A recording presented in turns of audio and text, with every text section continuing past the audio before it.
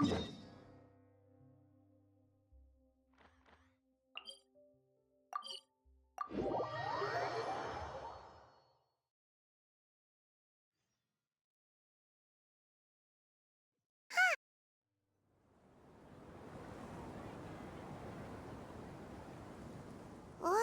the academia sure is busy during the day.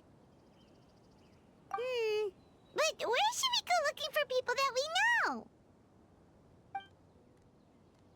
Traveler, Paimon. Cyno! It's been so long since we last saw you! Welcome back to Sumeru City. I'm delighted to meet you again. So, what brings you back here? Oh, nothing in particular. Paimon just saw a really big mushroom out on the road the other day and suddenly missed all our friends in Sumeru. Funnily enough, we were reminiscing about you recently too. It was at a group dinner. I look forward to hearing about your travels. Something tells me we must have a lot to catch up on. Really? You were thinking of us too? What a coincidence! Indeed.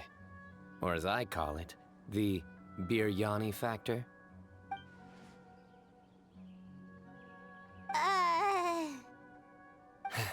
You really want me to say the rest? Okay. It's always rice to meet stew again. Oh, darn, he said it.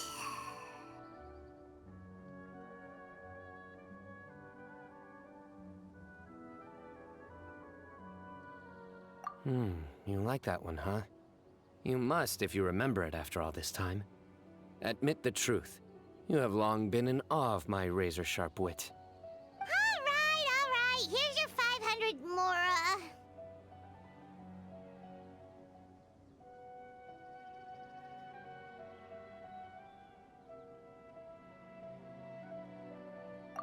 You're exaggerating. It's only 500 Mora. Hey, 500 Mora is still a lot of snacks to Paimon. All right. I'll treat you to some desserts later. Anyway, I'm actually investigating a case right now. My mind is focused on work, which is why I didn't complete the joke at first. A case? What happened? Nothing major. But after finding out who was involved, I decided, on reflection, to handle this one myself. Need any help? We only came here to hang out, so we've got the time. You may as well take us with you, and then when you're done, we can, you know... Such enthusiasm. Are you worried I'll forget about treating you to some sweets if you're not around to remind me? What? No! All right, was it really that obvious? Obvious enough. Still, it's a fine idea. You are the heroes of Sumeru. It makes perfect sense to work together. All right, follow me.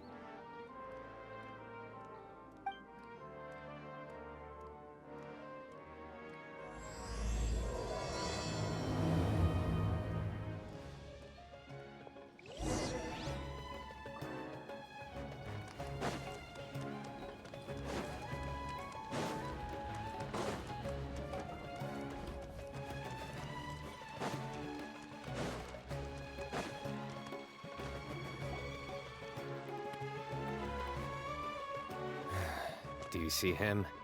The old man flailing around? Oh, is he the one you wanted to talk to about the case? Correct. His name is Cyrus, a former Spontamod sage. He taught both me and Lisa. Huh? Cyno's teacher is in trouble? It's ridiculous. I'm just an old man who enjoys a spot of gardening, shopping, and wine. What sort of person targets an old retiree? Professor, I've brought some friends.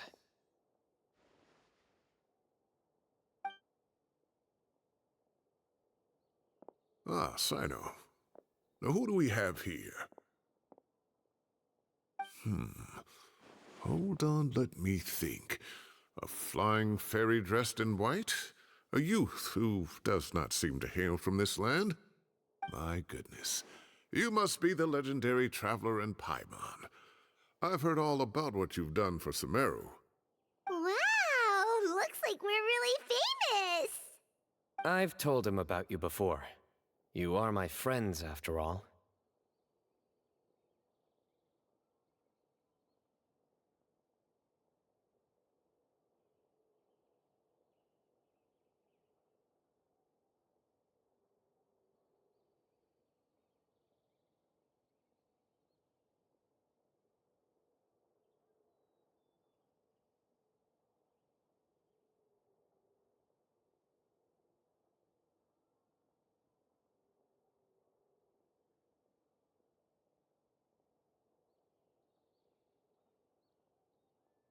That's right.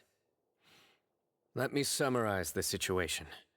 A couple of days ago, Professor Cyrus suddenly received a threat letter. A threat letter? Exactly. Who sends a threat letter to an old man like me, for goodness sake? This is the letter in question. Cyrus, I have uncovered your secret. If you wish to prevent it from going public, leave 10 million mora at the back door of the cafe. Secondly, don't come looking for me. You'll never find me. But I will always be watching you and all of your secrets. Finally, if you dare to report this to the Matra, there will be consequences. Wow, they sure didn't mince their words. Clearly, this person must be desperate for mora. 10 million mora, what a joke. I'm just a single retiree with nothing to my name beyond the tomatoes in my garden. Where do people think I'm hiding 10 million mora, huh? In my tomatoes? There were no witnesses, so currently the letter is all we've got. So, Traveler, Paimon, let's put our heads together.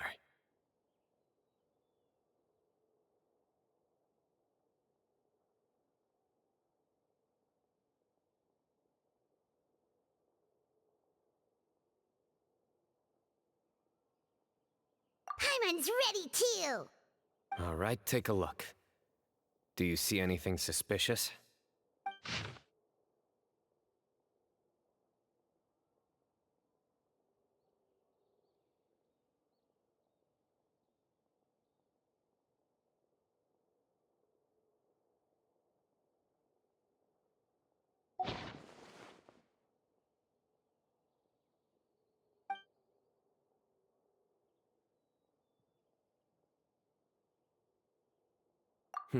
Very good.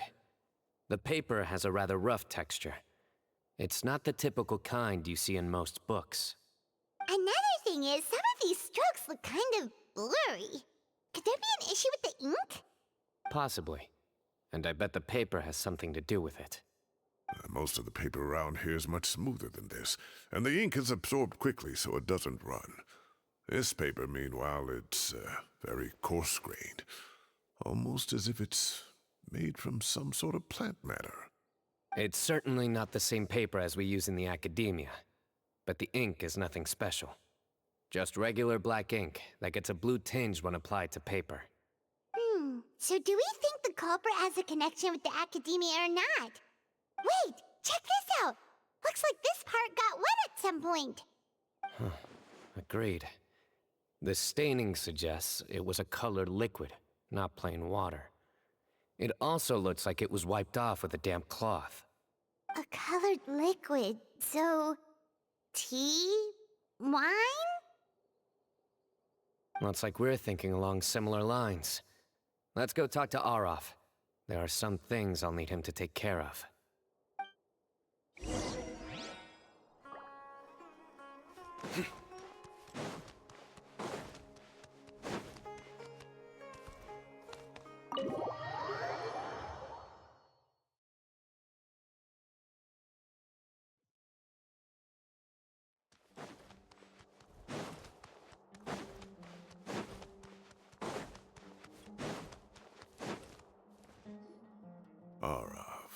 Arof. Ah, there he is.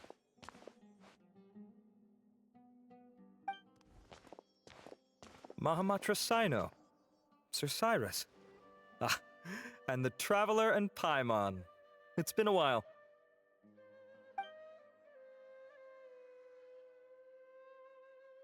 As such, I'm inclined to believe that the culprit in this case is a student at the academia. Somebody young and strapped for cash. Oh, one last thing. I'd start your investigation by taking a look at the cafes in the city. Oh, of course! You think the culprit spilled their coffee on the ladder, huh? They do look like coffee stains to me. Also, if I'm not mistaken, the letter is written on a type of scented paper that has aromatics added during the manufacturing process. The kind often provided as writing material for customers in cafes and taverns. Ah, of course. Yes, like they sell in the gift shops. I remember now. Zaha Hadid bought some a while back. She said she was going to use it as wrapping paper for a vase. Understood. I'll assemble a team to investigate the points of interest immediately. You have my gratitude. One last thing. Send some Matra to guard the entrances and exits of Sumeru City. And change into plain clothes. Don't let them see you coming. Will do.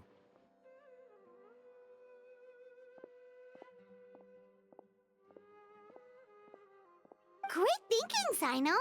So, where do we think the culprit's at right now? Yeah, they've probably been lying low at home waiting to see how Cyrus reacts. You're right, Paimon. Really? Which part? The culprit's approach. Whatever happens, they need this Mora.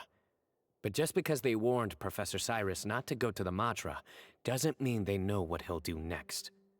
So, like you said, they need to wait and see. And crucially, the culprit said they'd be watching the Professor's every move. Huh? Wait, are you saying...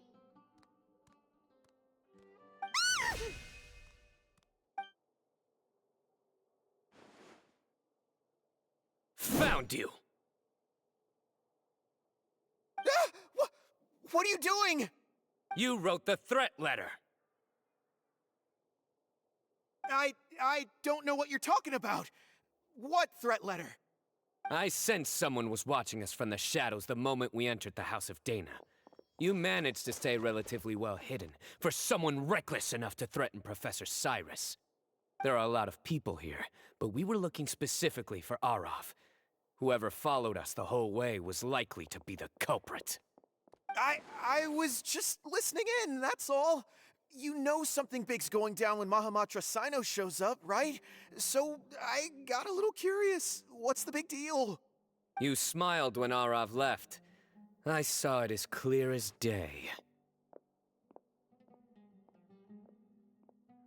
Is smiling a crime now? There are coffee stains on the letter. You mixed some coffee with water, gently smeared it onto the paper, then wiped it off with a wet cloth. All to create the impression that the letter was written at a cafe. Closing off the exits to the city doesn't affect you, because you already live here. And as long as the Matra were focused on the cafes, you would be free from scrutiny. The cafe was a red herring all along. You had to be somewhere where you could monitor the Professor's movements. You can't pin this on me! I haven't done anything! Really? Then why are you shaking like a leaf? The innocent have no reason to fear the Matra. But you, your heart's racing, and your eyelids are twitching. You're a terrible liar. I would never... Don't try anything or you'll pay the price. Now come with me.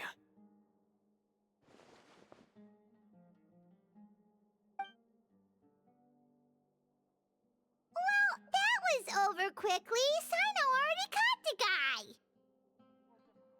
You're telling me. One minute I go out for a quick smoke, the next minute I see Arav already on his way back to meet up with Cyno. Looked like a young guy, too. Couldn't have been much more than 30. But after what he's done, I'm afraid he's ruined his whole future. Everyone, it's all over. Gosh, that was so fast! The culprit's name is Uraka, a 16-year-old student in the Rataoist Darshan. Huh? 16?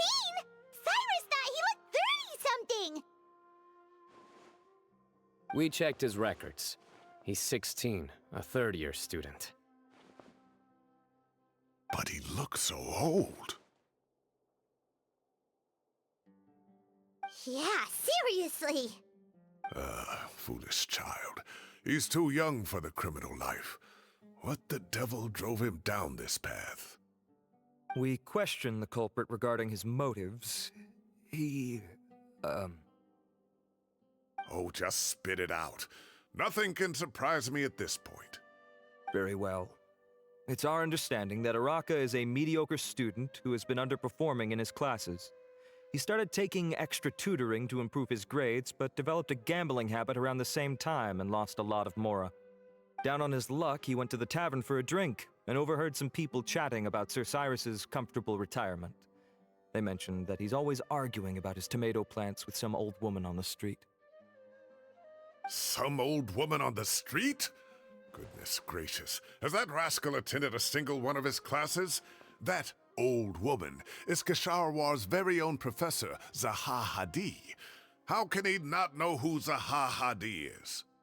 Is this going somewhere? Oh, right, yes. So another thing. We don't just argue about tomato plants. And what are they trying to insinuate by comfortable retirement?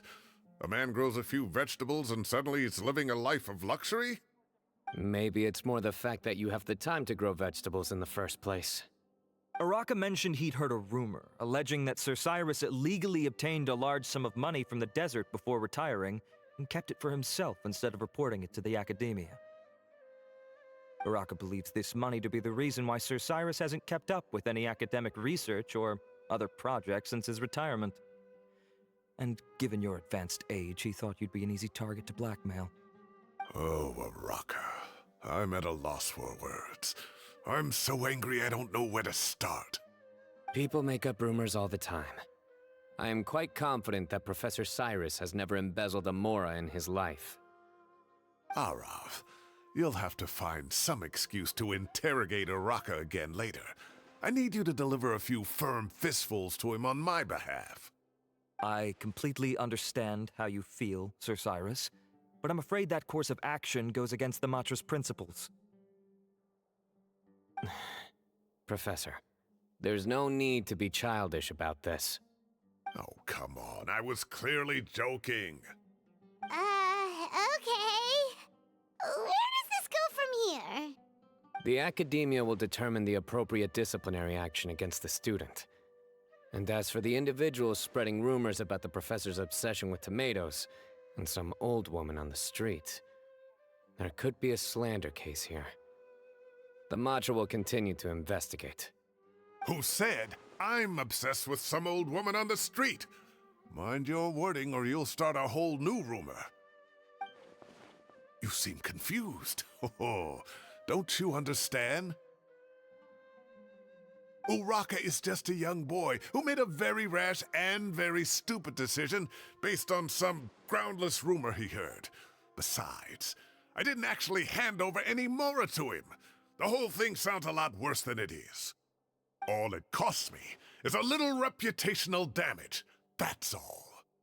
Please rest assured, Professor, that the academia will issue a fair and reasonable punishment. Yes, I have no doubt about that. But as a former educator, I'd still like to have a serious conversation with the boy's parents. Their family lives in the city, yes? Correct. We looked into the family. Both parents are merchants and they're often away on business. They've never taken much of an active role in their children's lives. Oh, what a mess. You don't have to seal the evidence away yet, do you? I'd like to have that letter back for the time being, if possible. I need something concrete for when I talk to the family tonight. We have to show them how serious this situation is. The relevant authorities have already reviewed the evidence and are now discussing Araka's punishment. You can hold on to the letter for now. Just make sure to return it within a couple of days. Oh, so you'll be able to close the case in 2 days? Give or take. Cases like this are quick to resolve. Very good. Well, thank you for all your help. Perhaps we can all go for a meal together. My treat, of course. My apologies, Sir Cyrus, but I have a prior commitment. Enjoy the meal, everyone. Ah, I see. Well, that's a pity. But Cyno, you have to come. You found the culprit at record speed, and I owe you for that. Ah, and isn't Tighnari in town at the moment? Bring him along, too. Wait, you mean Tighnari's in the city? He is. Tighnari's master, Sir Nephis, called him and Kale to the academia to help out on a project. They should be at Nephis's office at this hour. Though I must say, I'm surprised you're extending an invitation to Tighnari. Did you do something to offend Sir Nephis? Don't be outrageous. Nephis offends me all the time.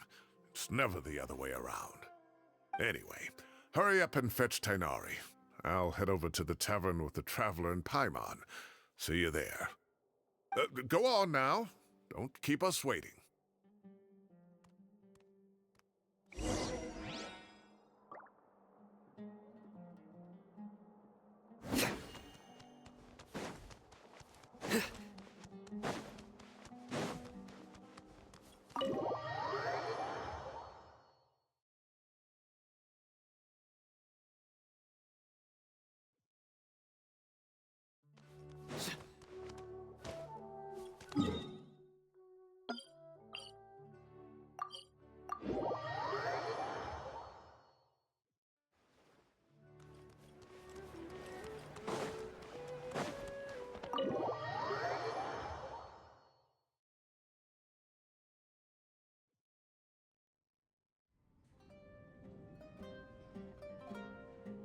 Not to brag, but we never had problems like this at Ratawa Hist back when I was still teaching. And if you don't want to take my word for it, you can ask them. They were students at the time. They'll tell you what it was like, won't they? I was out in the forest at least 4 days a week back then, thanks to a colossal workload from Master. It wrought havoc on my poor tail, so I didn't exactly keep up to date with what was going on at the academia. Most of what I know, I heard from Cyno after the fact. Professor's become a lot more laid back in his retirement. He used to be far stricter, and was especially known for being extremely principled. Wow. It's hard enough to stay true to your principles as a normal person. I can't imagine doing that as a sage. It's a pity Kale wasn't around at the time. I would have happily taken her on as a student. And then we'd have one more person who has to address Lisa as upper-class woman. Really? Can't you just call her Lisa? She seems to prefer it when people treat her like an older sister. Oh, believe me, back when she was a student, nothing made her happier than the younger students acknowledging her seniority.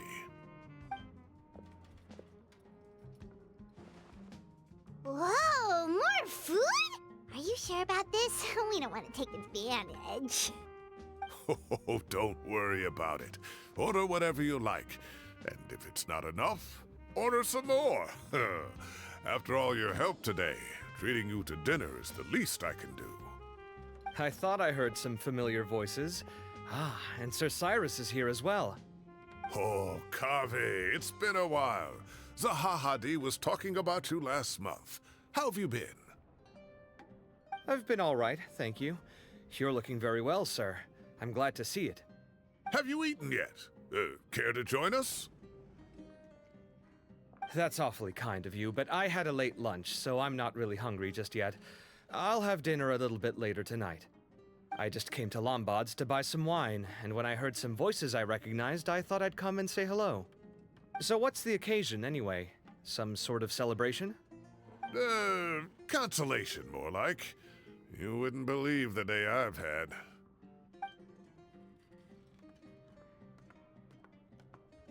Sounds like things have really gone downhill since I was there. My whole time as a student, I've never heard of anything remotely like that. I can't believe how young the guy is. What are his parents going to think?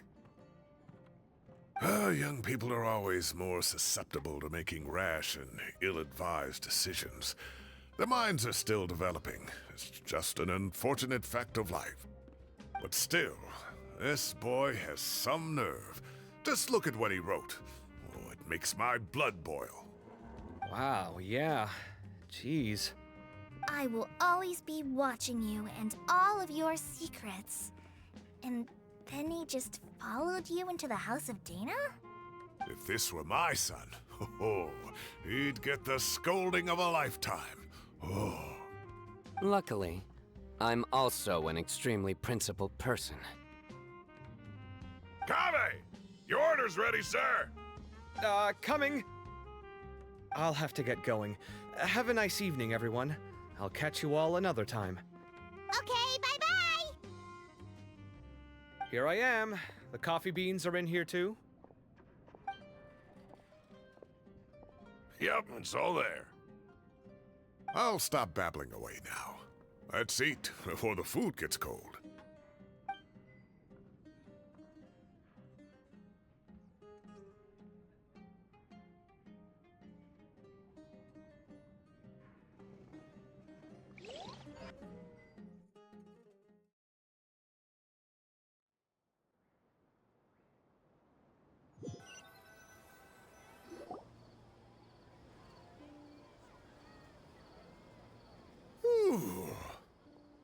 Oh, too tasty.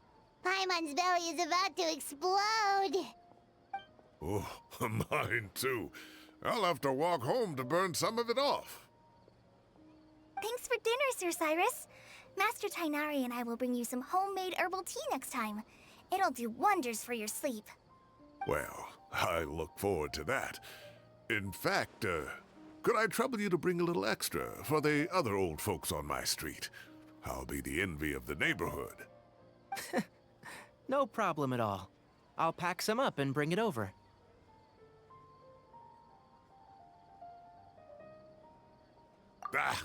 I'll see you all later. I better head home now and tend to the crops. Good night, Professor. Don't let those tomatoes keep you up too late. Hey, my tomatoes are serious business. I am not about to be beaten by Zaha Hadid. Anyway, I'll be leaving now. Don't stay up too late now, children. I bid you all a good night. Take care, have a safe trip home. All right. Now, we finally have some us time. What do you mean, us time? Well, I was talking with Tighnari and Kale, and since we all have some free time, we thought we could all go camping together. Think of it as our way of welcoming you back to Sumeru. Camping? Oh, that sounds fun! Paimon's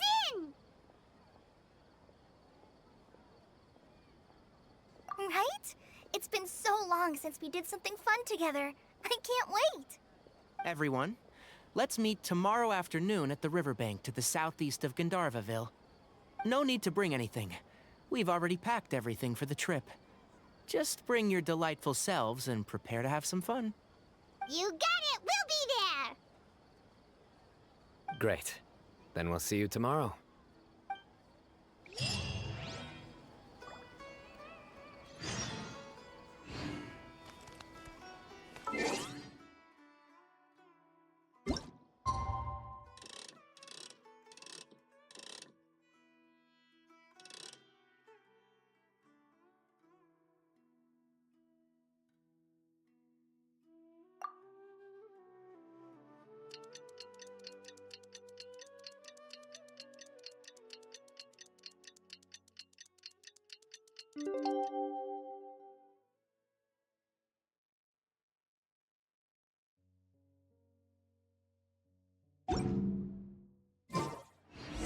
Time to set off! Let's head to the southeast of Gandharvaville and meet up with the others!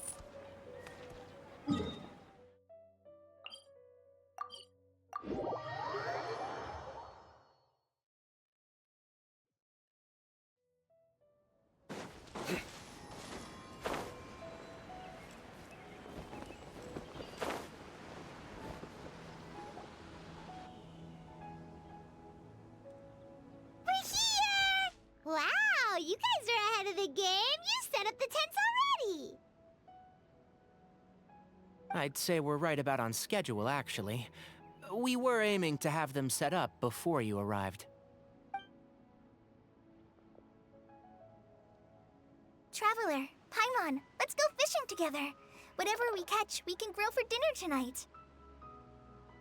You got it! Dinner's on us tonight!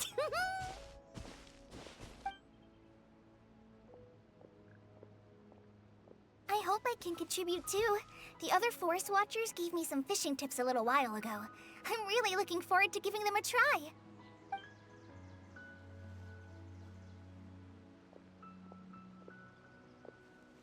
I saw some very appetizing mushrooms in the area, so I gathered a few for us. I'll leave them here along with some fresh fruit. Wow, camping with a forest watcher is the way to go! They think of everything! And even if they don't, they can improvise! This is true. I don't think I've ever had a single rough day in this forest. So, how has everything been going for you? Well, there's been some high points and low points, but we've had some unforgettable experiences along the way. I see. Oh, in that case, you should try a valberry. I bought some from the market this morning. A valuable suggestion. Just don't bury your feelings using food. All I wanted was to recommend something bittersweet. Oh, I have a sudden craving for fruit tea. I'm gonna go fetch some stuff. Bye!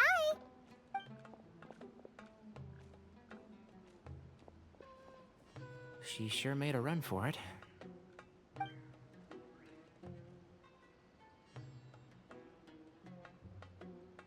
Unbelievable. She made a run for it. So Kale chose the path of tactical retreat. Could it be she foresaw what shall soon come to pass?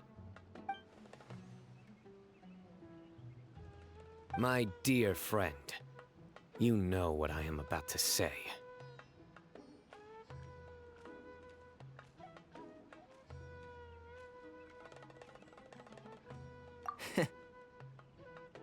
Excellent! A kindred spirit. A great warrior can sense when a duel is nigh. But it looks like we'll get told off if we start playing now.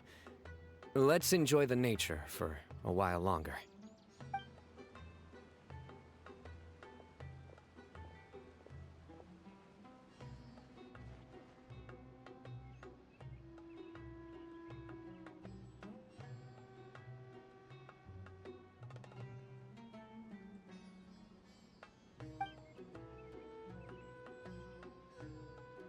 We got a bite!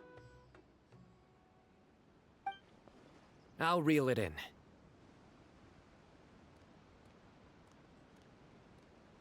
Firewood, spices, snacks, and drinks. Everything's ready. Once Kale gets back, we can light up the fire and start grilling.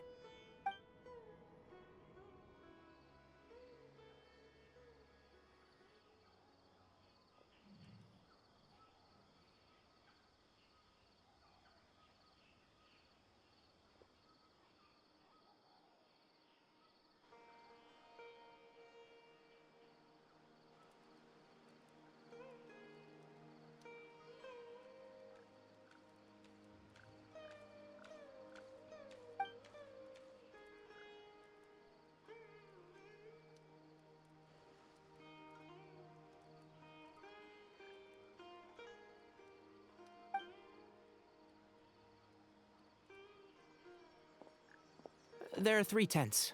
Which one do you two want to take? How about the one on the left?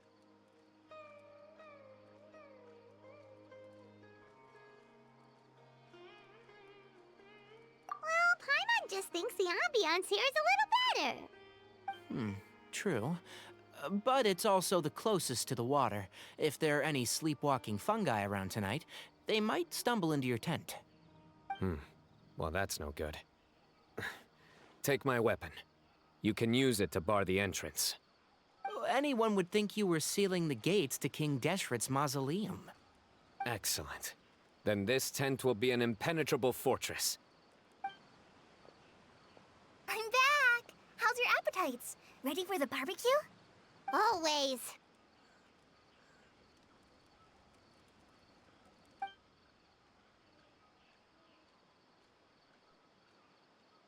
Oh, it It smells so good. Paimon's drooling. Someone sure is desperate to eat. I think it's time to add the seasoning. How do you like your skewers? Well done? Medium? Rare? Wait, what? Isn't that just for steaks? Hey, if it works for steak, maybe it works for other things too. Medium well for me. Okay, these are about ready now then. It'll be a few more minutes for anyone who wants theirs well done.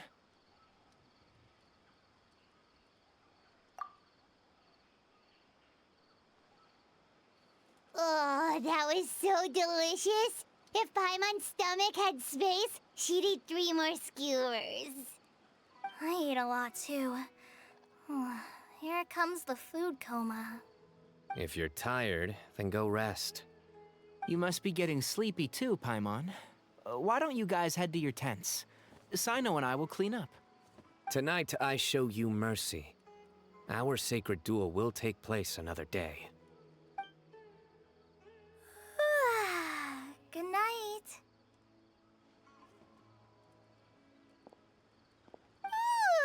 Paimon's struggling to keep her eyes open. Oh, don't forget this. The Staff of the Scarlet Sands. Wait, you were actually being serious about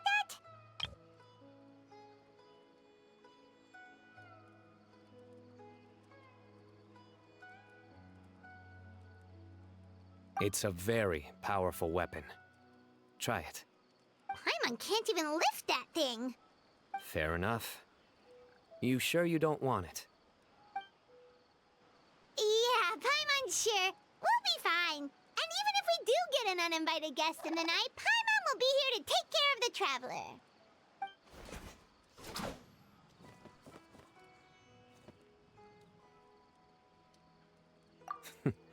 That reminds me of a parting king of invocations.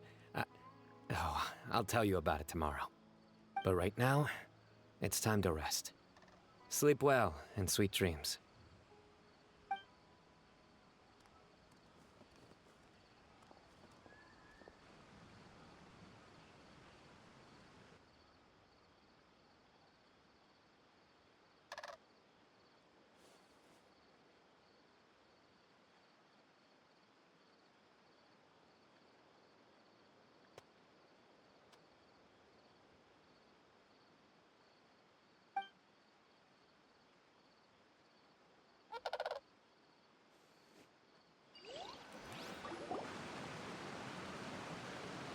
I think they should all be here. Traveler? Paimon? Are you in there? Could you come outside for a sec? Look at this.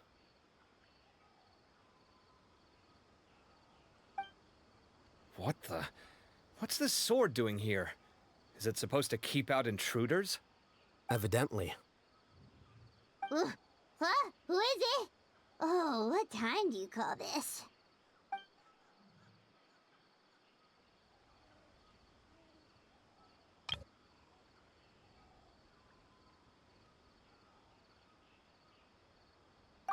Paimon's gonna take out the sword.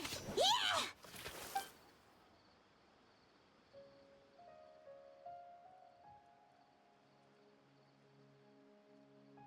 Oh, hey them, Kave! What are you doing here? It's the middle of the night!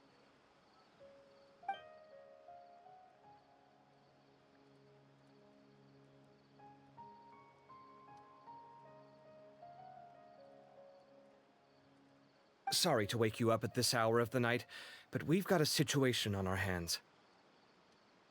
Let's get dressed and talk about it outside.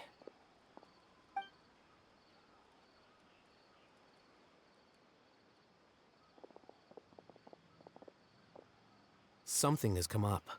And since it pertains to Cyrus and Cyno, I deemed it essential to inform you all. Whoa, back up. Let's start from the beginning.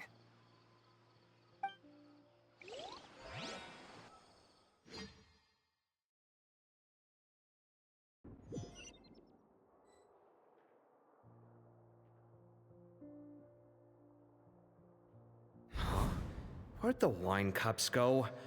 I could have sworn I left them here after I washed them. Ah, there they are. I'll have a cup too.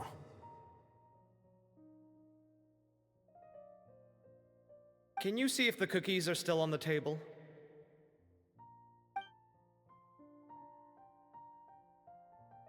They are, and so are the fruits. Oh, this is so bland. I should have gotten a few bottles of what Cyno's group was drinking last night.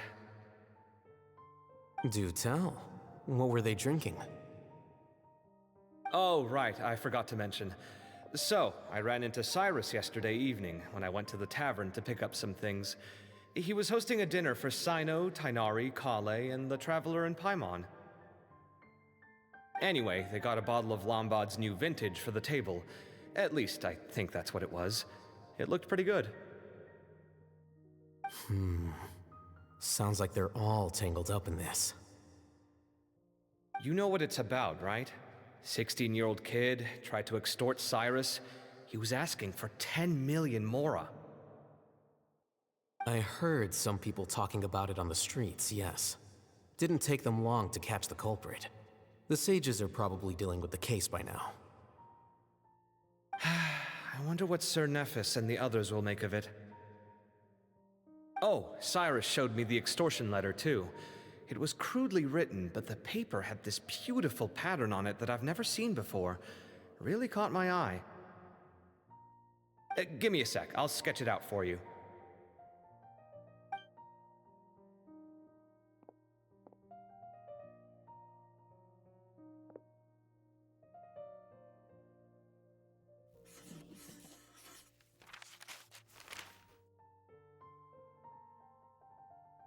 Okay, done. Take a look.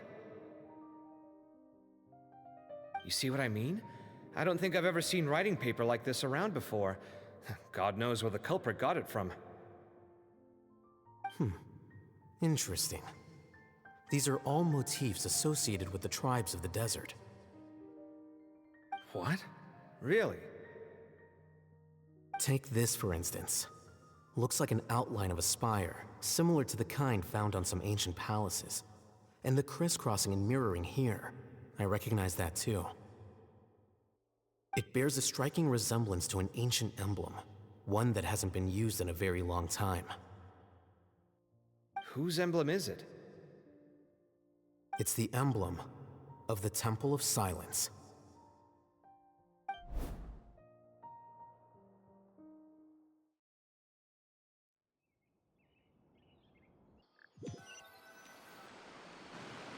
After discussing it with each other, we both agreed that something didn't feel right, so we went looking for you.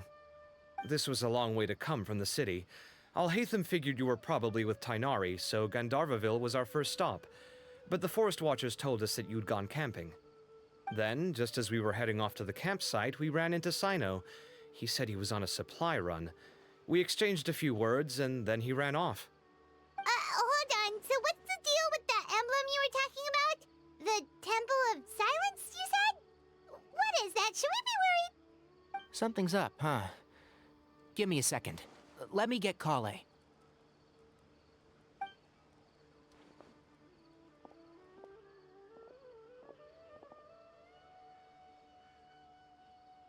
So you've never heard of the Temple of Silence? Well, to put it simply, it's an organization that has existed in Sumeru for over 1,000 years. These days, you can find a Temple of Silence office in the academia. Theoretically, it's responsible for the custody and disposal of information and documents not fit for public dissemination. At least, that's what they tell the outside world. In truth, it's essentially a vestigial institution nowadays.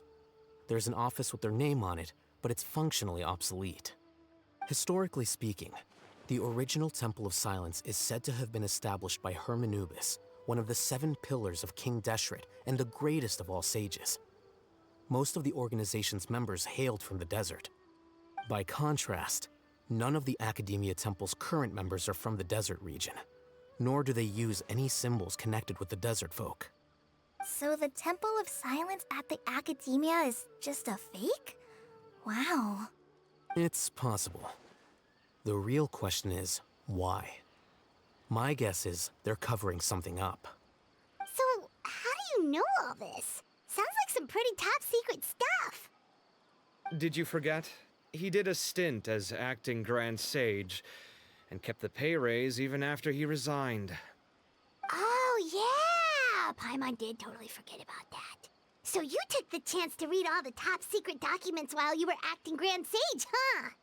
If you're asking me whether I familiarized myself with the documentation in my office, I would respond that that's a perfectly normal part of any job. So much about this doesn't make sense. Why did the emblem of the Temple of Silence appear on a threat letter from an academia student to Cyrus? The student's only 16, and doesn't have any family ties to the desert. So where could he have seen that emblem, or gotten the paper? You said you ran into Cyno, yes? Did you tell him what you've just told us? Yep. He ran off as soon as he heard what we said. Given that Cyrus is involved, he's probably halfway through solving the case by now. Still, we should try to catch up with him. At this hour of the night, Cyno will probably go looking for Cyrus at his current residence. If the Academia's Temple of Silence really does exist just to cover up the truth, the sudden appearance of this emblem can't be good. It's sure to stir up trouble. We should pay a visit to the Academia. Yes. As the Sage of Amorta, my master ought to know the truth about their office. You can ask him to tell you what he knows. The more information we have, the better prepared we'll be for whatever happens there. If this situation is connected to the real Temple of Silence, the emblem has to be part of a bigger conspiracy. Kale, could I trouble you to send a message to the Core of 30? Tell them to keep an eye out for Cyno and Cyrus. Traveler, Paimon, you two come with me. We'll go after Cyno. Sounds like a plan. Let's go. Cyrus has been living in the city lately. He rented a place near the field so he can keep an eye on his tomato plants. Then let's go look for him there.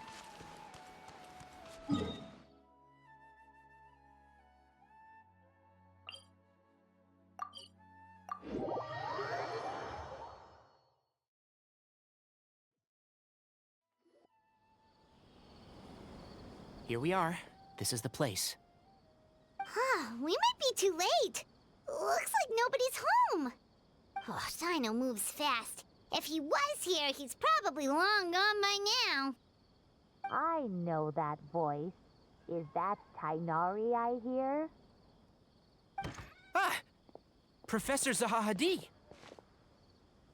Wow, so it really is you. My goodness, whatever is going on tonight? We're looking for Cyno. So, he's already been here. Yes, not long ago, in fact. He knocked on my door and asked if I'd seen Cyrus today at all.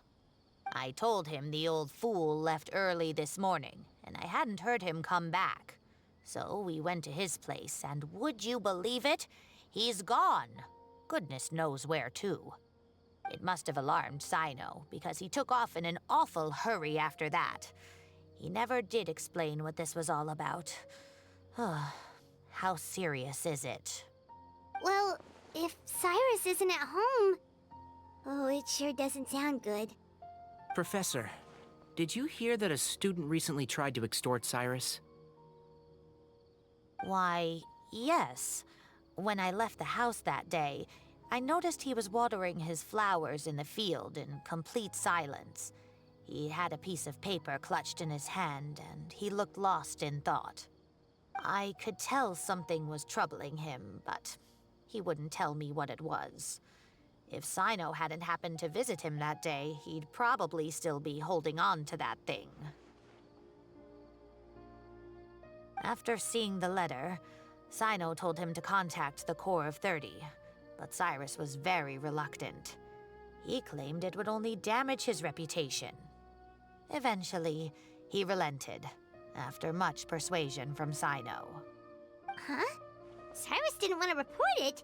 Well, that's strange. When we saw him, he seemed pretty okay with the idea of the kid getting his just desserts. As a former sage, it's possible Cyrus still has enemies at the Academia.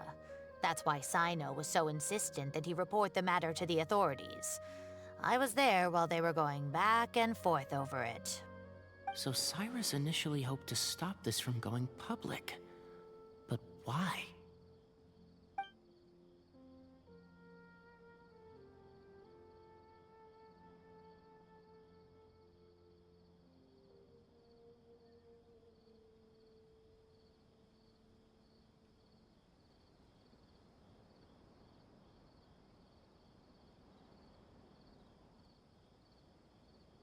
Oh dear, what on earth has that old fool gotten himself wrapped up in? Oh, I do hope he's not in danger. Oh, I almost forgot. Cyno left me this letter to pass on to you. He wrote it when he came by earlier. He realized you might come looking for him. Thank you. What does it say? Let Paimon take a look.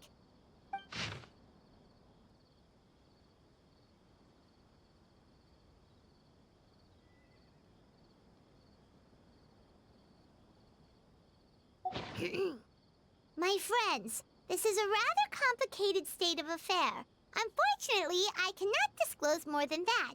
I ask you to understand and accept that I had to act alone at this stage. Don't come after me. Yep, that sounds like Cyno. Thank you, Professor. Please do not worry. We will do all we can to protect both Cyno and Cyrus. Traveler, Paimon, let's head to the Academia and regroup.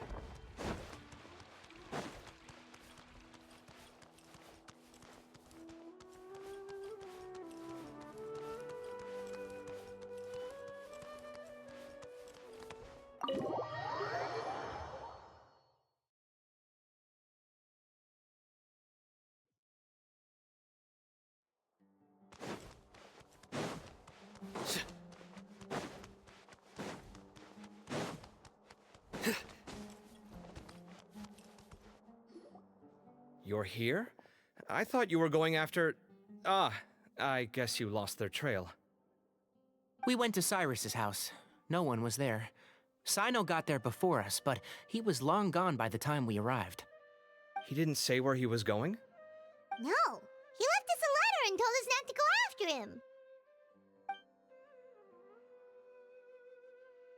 Can't say I'm surprised. Typical Cyno. Anyway, some updates on progress on our end. I drew the emblem from memory again, but in more detail this time.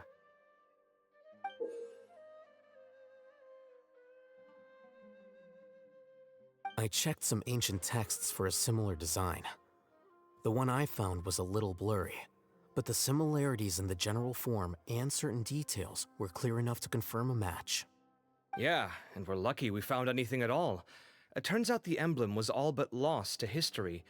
We scoured the entire Academia collection, and that book was the only one with a record of the motif. Meanwhile, Arav managed to get Uraka to disclose his source.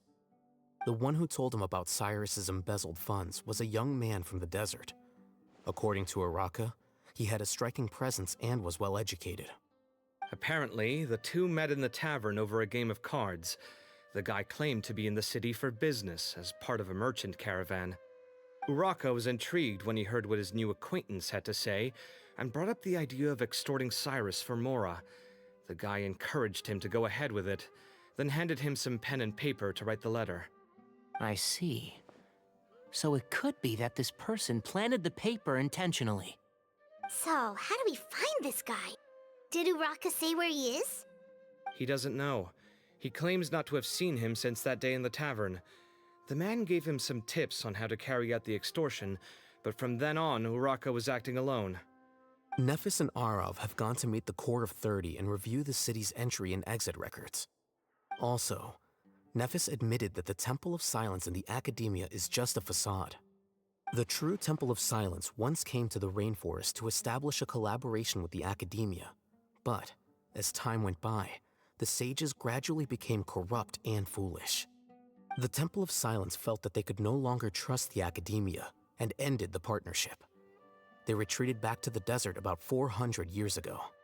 Ever since its inception, the Temple of Silence has been the guardians of King Deshret's civilization and belief system. They traveled throughout Sumeru, sequestering and guarding any wisdom that posed a threat to the people's livelihoods. At its roots, it was a legitimate and reputable organization whose purpose was to guide people towards the right path. The Academia of the day knew that the split would damage their reputation if it became a matter of public knowledge. And so, they set up a dummy organization of their own to conceal the truth. Not only that, but they managed to keep up the charade for hundreds of years!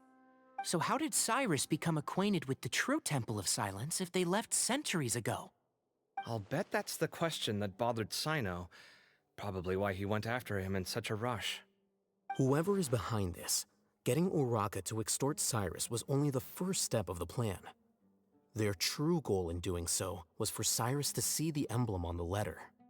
He must have recognized it right away. That'll be why he didn't want to involve the authorities. He probably hoped to take care of the whole thing by himself. Unfortunately for him, Cyno had other plans.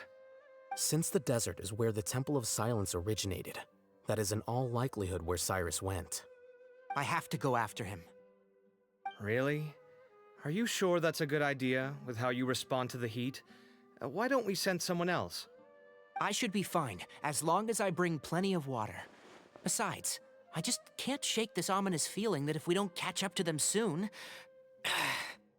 Everyone, I have news from the Core of 30. Master! Oh, so that's Nephis, Tighnari's master? Oh, we're finally getting to meet him in person! It's a pleasure to meet you, Traveler in Paimon. Several independent eyewitnesses have reported seeing Cyrus and Mahamatra Cyno leaving the city at different times. Both were heading in the direction of Caravan Rebot. I was going to suggest that you join forces with the Core of 30 in this case. However, as I'm sure you've already heard from Alhaitham and Kaveh, the Temple of Silence is involved. The Academia has made a number of decisions throughout history that I am ashamed to talk about. It may well be that no better choice was available to them, but those actions are nonetheless a stain on our legacy. I won't attempt to make you understand the Academia's perspective. Now is the time for action. I understand where you're coming from, Master. But I'm afraid the situation might be more complicated than we thought. I think we need to keep a low profile, or risk making things worse. Good point. If Cyrus is involved with the other side, or worse, if he's fallen into their hands, and...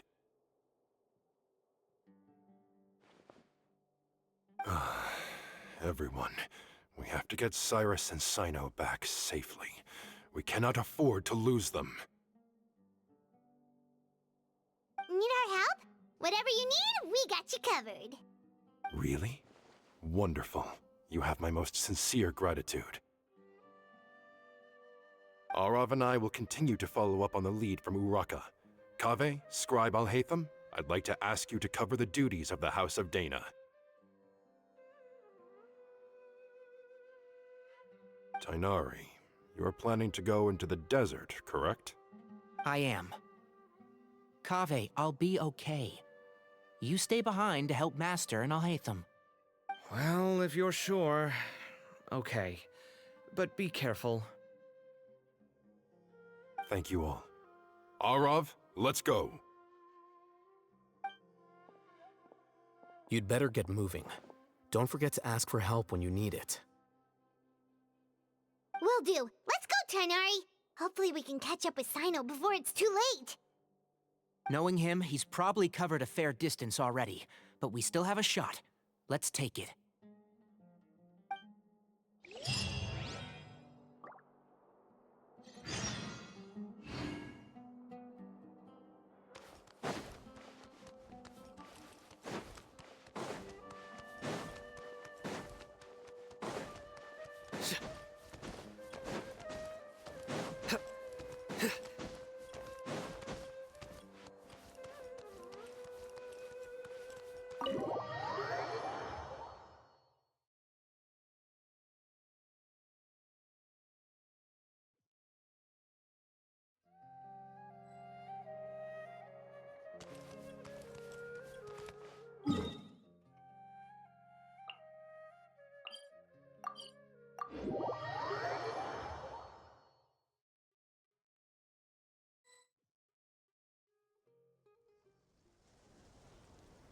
Okay, we made it to Caravan Ribat.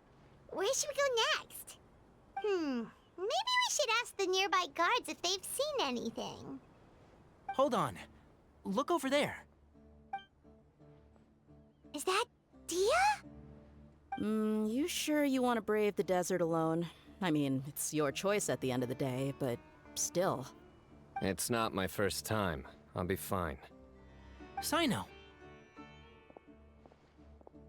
If you're really going to go through with this, then at least take our advice. When you're packing for your trip, budget for 5 days more than you plan to spend out there. Makes sense. Okay, I'll go get ready.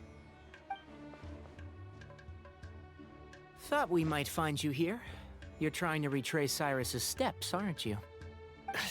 Didn't I tell you not to come after me? I thought I had a good lead on you. Sorry, but we never agreed to that. Why would you go off on your own like this? Nothing personal. It's just a complex situation. And I'd rather not involve anyone else if I can help it. Takes a special kind of person to get Cyno chasing them all the way out to Caravan Ribat. But why so coy today, huh? You only gave us his age and description. Why can't you reveal his name? Is he Sumeru's most wanted or something? Oh, also, hey guys, it's been a while. Dia and Candace! So nice to see you. Actually, seeing all of our friends is the whole reason we're here. You're looking well. Glad to see it. Candace and I came to Caravan Ribat on business. We ran into Cyno as he was asking about some elderly gentleman's whereabouts. Some people say they saw him. Guess he stood out as an older guy heading into the desert alone with just a sumpter beast in tow and very few supplies. That's gotta be one heck of a story there. Cyno, it's okay if you can't tell us anything about the case. But let us know how we can support you. We're here to help however you need. The more people we have working on this, the quicker we'll be able to find the person you seek. No, it's not that simple. If I'm right, he'll be doing everything he can to avoid us. We spoke with Zaha Hadid. From what she said, it's pretty clear that he wants to try and solve this on his own. It won't be easy trying to find him in the desert when he's deliberately trying to cover his tracks. Sounds like this is far more complex than we imagined. Still, if he started from Caravan Rebot, the chances are that his route took him past our village. You may as well ask if anyone there has seen him. My thanks to you both. Once this is resolved, I will find a way to repay you. Ah, come on. No need to get all serious. Just buy a round of drinks next time we're all in the city or something. That's a deal. All right, so, you all set? Yes, we'll handle it from here. Thank you again for your help. I don't take it for granted. All right, then we'll leave you to it. Just remember, if you change your mind and need some reinforcements, we'll be here. And don't think you'd be imposing. You can depend on us. Don't worry, we'll keep him out of trouble.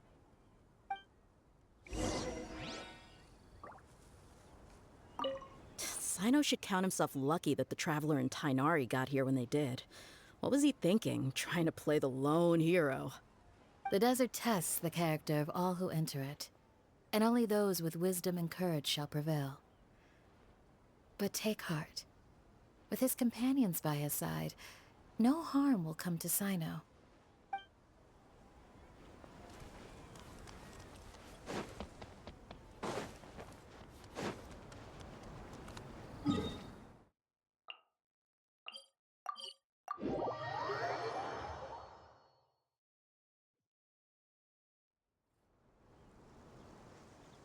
Hold on. There's a few things I'd like to clear up. Go on. So, after you left the campsite, we had a longer talk.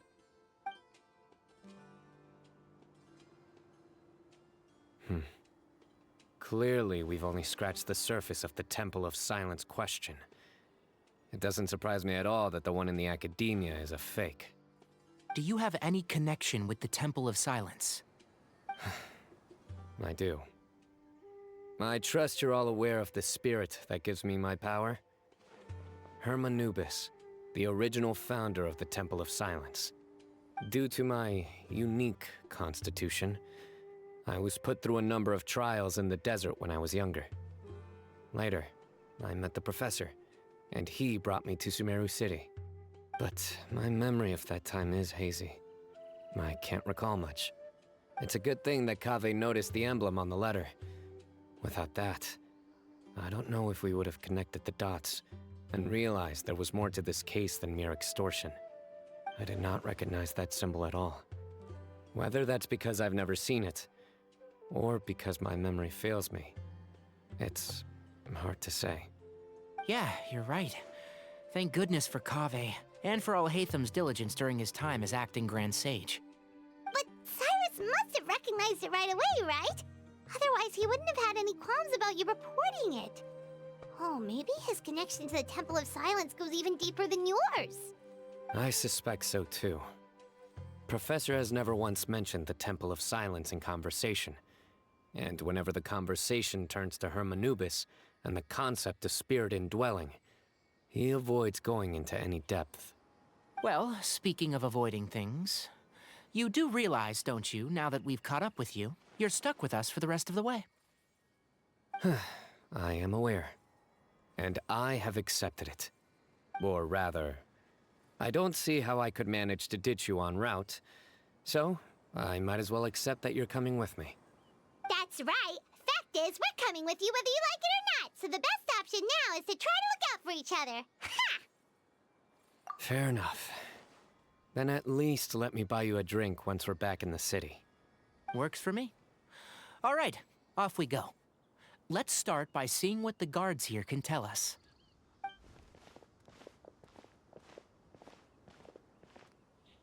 Hello. Mahamatra Cyno? I'm looking for someone. So I'd like to confirm any recent foot traffic in and out of Aru Village. A man matching that description passed by Aru Village not too long ago. He stopped by to load up on food and water and feed his sumpter beast. Then he was on his way. Where was he going? Let me think. He took a seat by the entrance of the village for a while and had a brief chat with the person who came to deliver the water. He said he was headed somewhere near an oasis, but he didn't mention which one. Do you have a map? I can mark out the direction he was heading and the best routes to any nearby oases. I have one. Mark away. Great.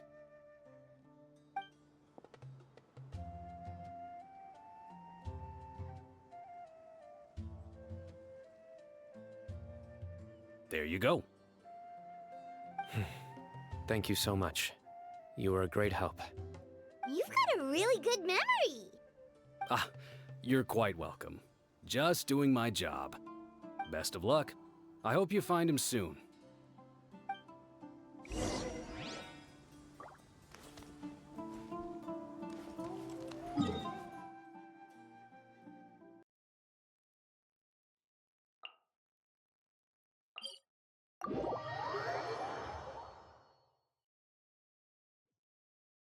A familiar sight.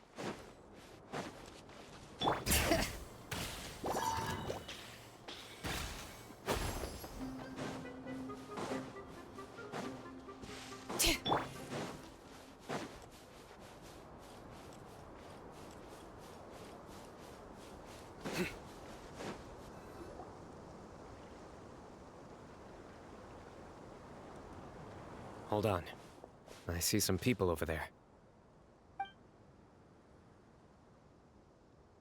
Do you think it's safe to ask them what they know? Should be. I'll go. No. I'll do it. Huh? Why can't Cyno go talk to them? What difference does it make? Given my background, appearance, and the way I dress, I might not be the most welcome visitor here.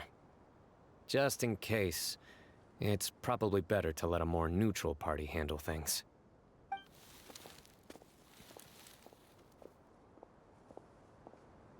Ah, hello there. I hope I'm not interrupting. My friend and I are looking for an elderly man who's gone missing around these parts. Any chance I could ask you a couple of questions? Oh, a missing person, huh? Sure. What do you want to know? I'm just wondering if you've seen him. Let me give you the details.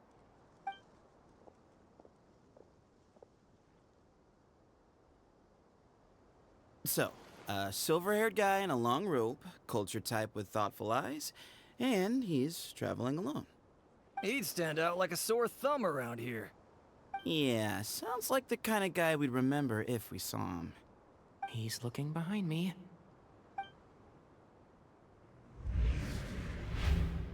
Uh-oh. That guy's looking our way.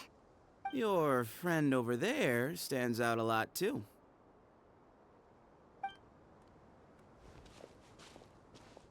Hey! Aren't you Cyno, the General Mahamatra? Yes, that's me. You don't seem surprised that I recognized you. It wouldn't be the first time. Oh, you're the one looking for the old man who's gone missing, aren't you? I have a bad feeling about this guy. Someone's on edge. You don't trust me much, do you? No need to hide it. I understand why you're wary of us. Still, you came to us asking for help. Do you want it or not? I thought you were a group of merchants. Seems I was mistaken. Your henchmen don't look like much, but something tells me they put up a better fight than most mercenaries. Hey! Hear that, guys? You're my henchman now. Suits me, as long as I get paid for it. Just cut to the chase already. I'm running out of patience. All right. Come with me. All of you. Don't you want to find your friend? A silver-haired, long-robed, culture type with thoughtful eyes? Sounds like there's a whole other side to Cyrus I didn't know about. So you know where he is? Just follow me. I'll take you to him.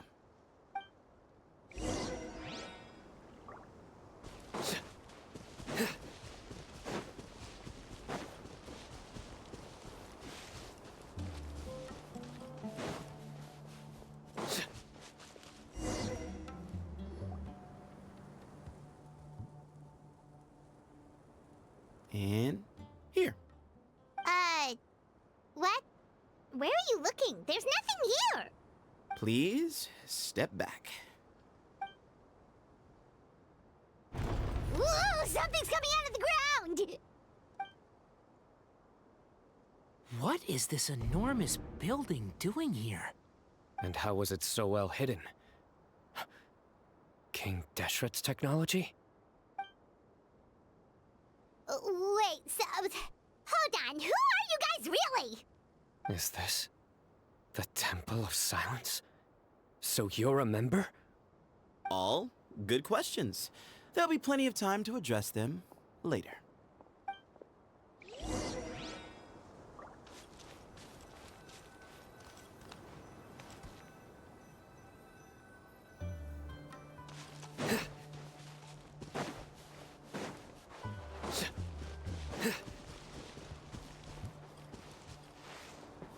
The sunshine will eventually illuminate every hidden...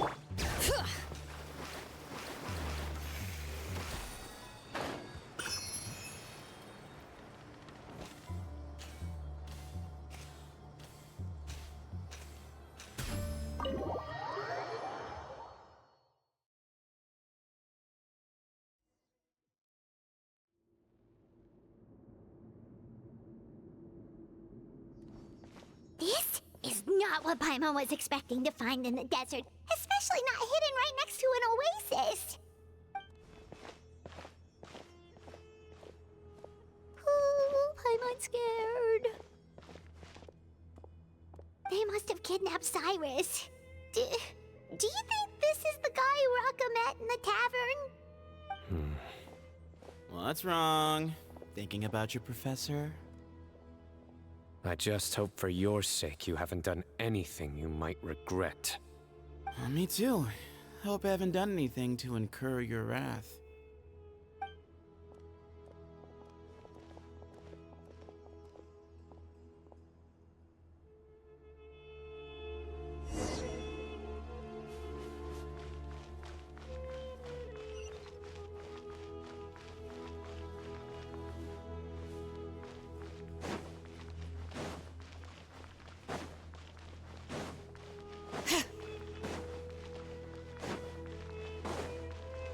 Bring it!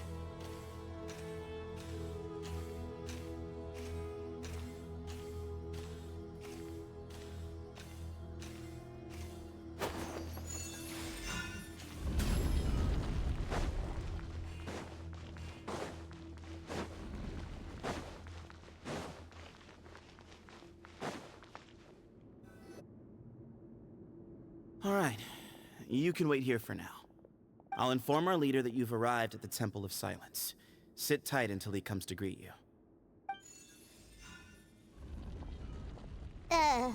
So he's just gonna leave us here unattended?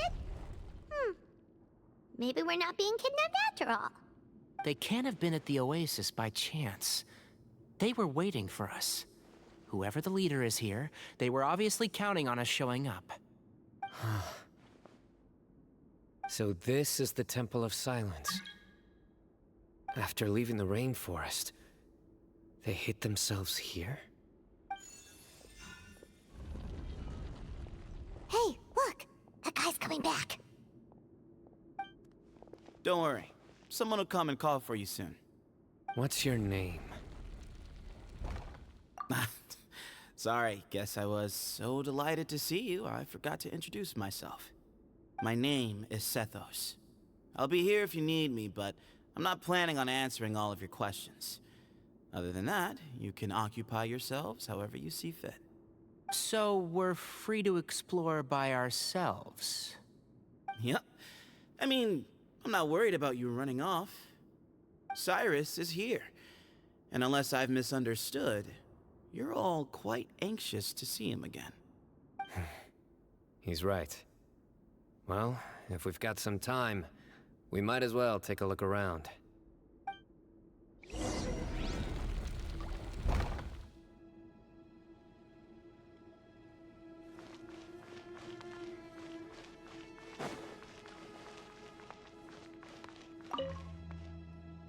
Hey, Sethos!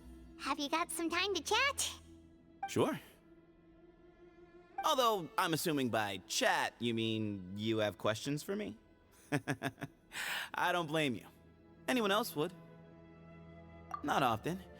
The Temple of Silence is a place of quiet and solitude. We don't get too many visitors. Yes, that was me.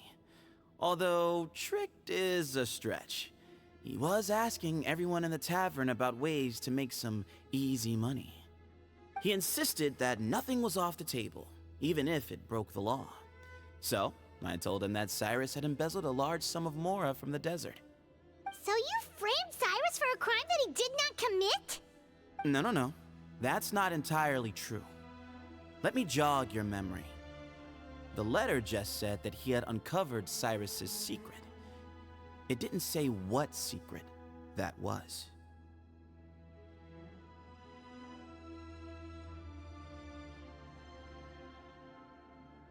Of course. Uraka was a great accomplice, really. Very cooperative with a little bit of wine in him. Did exactly what he was told. And not much of an original thinker, though. It doesn't surprise me that he struggles academically. Why did Cyrus leave for the desert as soon as he received the letter?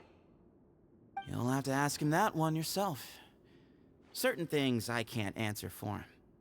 I'm neither judging nor defending him.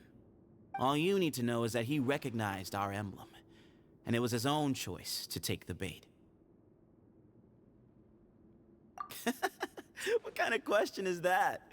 He's the General Mahamatra. Everyone in Sumeru knows who he is.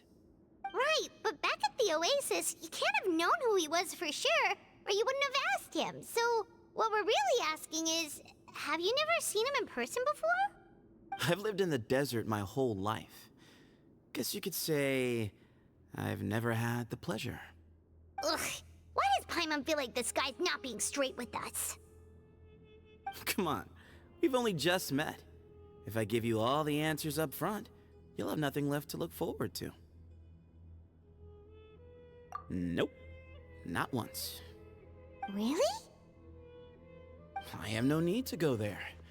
Not when the taverns are full of the Urakas of this world. Besides, we're well aware of what goes on at that place. Spies? It's not as clandestine as that. The city gates are wide open. Anyone's free to walk in. You can find out all you need to know just by walking around town and hearing the word on the street. Mm-hmm.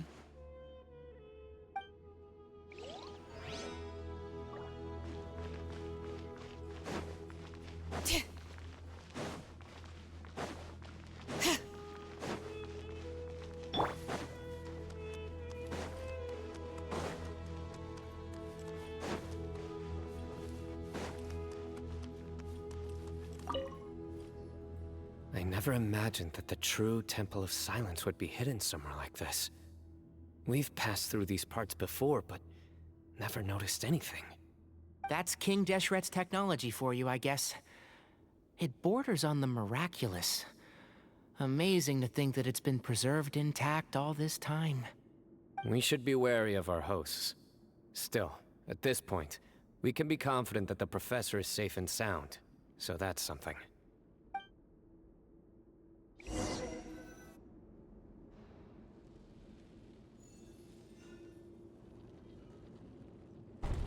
Ah, here he is.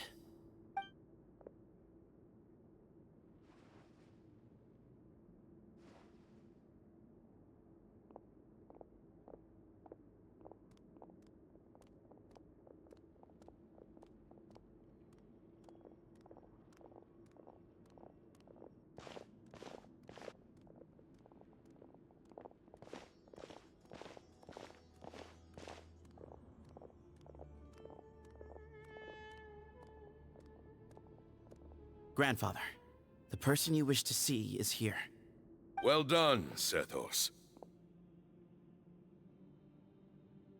Greetings, one and all.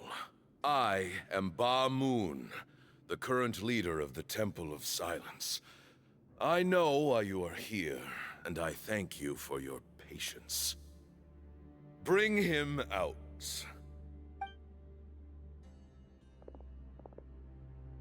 Professor! Cyrus, are you okay? Ah! Watch what you're doing! Oh, my apologies. We have no intention of causing you distress. But you must understand, Cyrus is of great importance to us. We had to find a way to bring him back to us. Cyrus owes me his life, and to the Temple of Silence, he owes a debt of gratitude. I let him go a long time ago, but now, the time has come to demand payment. I wanted to end my feud with this old bag of bones before you caught up with me. But you got here so quickly. Just leave, Cyno. This is a matter between us two old men. You're all too young to get involved. So that's why you didn't want to report the letter. You'd made up your mind to come here from the beginning. You only left in such a hurry to try and throw us off your trail. Some things in life catch up with you, no matter what you do. You shouldn't have come. That alone brought the others. Cyno didn't make us do anything. We came here for the same reason he did. To rescue you. We'd appreciate you telling us the truth. Otherwise, it seems a little unfair on everyone who had to stay behind. My secrets are secret for good reason. Bringing them to light can only lead to misfortune. You're afraid, aren't you?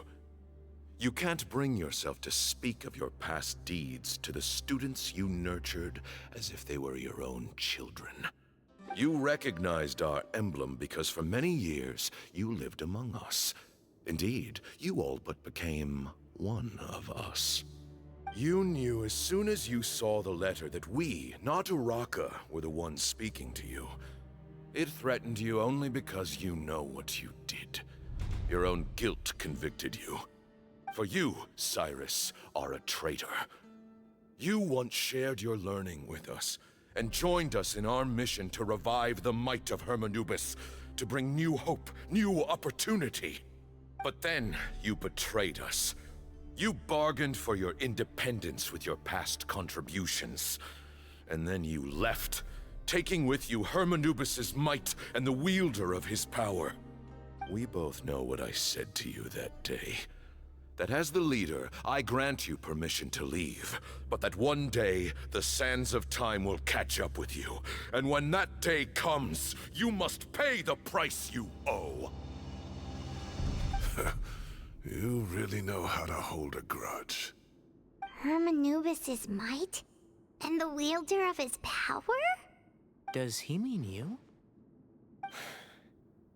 Professor, anything to say? The moon is right. I came here once before. He rescued me from the brink of death once, many years ago in the desert. When he learned that I was a scholar, he invited me to come here and revive the might of Hermanubis together. It was a great, daring plan, and one shrouded in secrecy. The Temple of Silence had been bereft of Hermanubis for too long. The strength of its faith and its warriors were waning.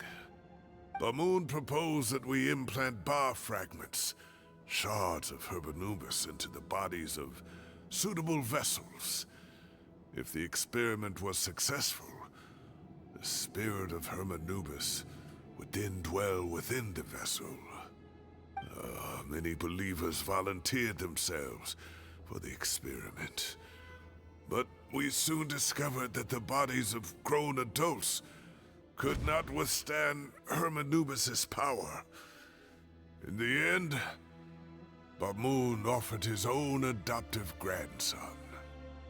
One other child was identified as a suitable vessel, and his parents agreed to release him into our custody in exchange for a small fortune. These two children were our only hope for hosting Hermanubis' power. For many years, the Temple of Silence had been in possession of 2 Ba fragments from Hermanubis.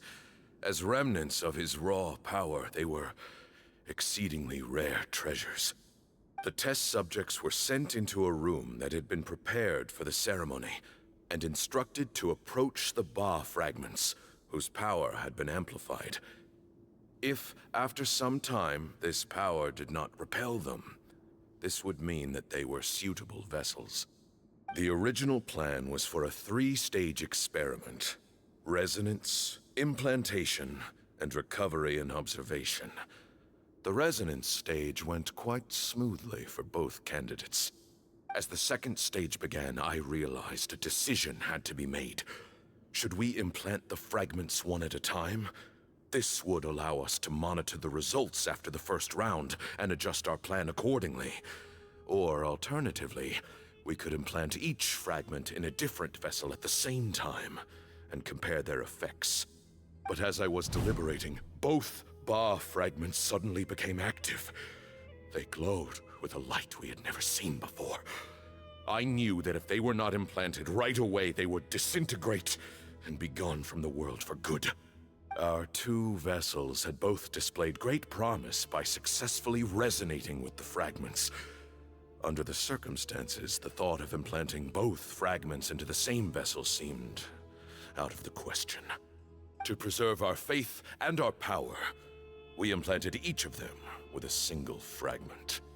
Ultimately, I ended the experiment and left, taking one of the children with me.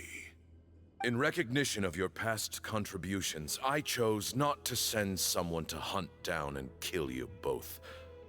Your lives were spared, but I have paid a great price for your betrayal ever since. I have always wanted to see you, Cyno. Losing you and your Ba fragment dealt us a devastating blow. We've been in decline ever since you left. I see. So that's how I gained my power. Look, in essence, I borrowed your Ba fragment for a decade or so. And now you are seeking justice. If you want to take my life, then so be it. I'm an old man now anyway. But you cannot lift a finger against Cyno. He is the General Mahamatra. Your actions would be seen as a declaration of war against the Academia. I'm sure you don't remember anymore, dear Cyno, but you've met us all before. You were so young then, when we all gathered around and celebrated the revival of our Lord. You and he, Sethos, you were our final hope. You'd like me to return my power?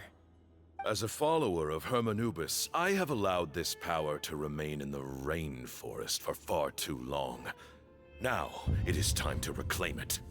That power is not yours to reclaim. Cyno was chosen by the gods. You cannot take what they have bestowed. You are wrong. Cyno was chosen, but he was not the only one. My child, Sethos, has the same gift as he. So those are your terms for freeing the professor? Despise me all you want. My sins are my own. The Temple of Silence is an innocent party. It is because of my foolishness all those years ago that the Temple's glory has waned.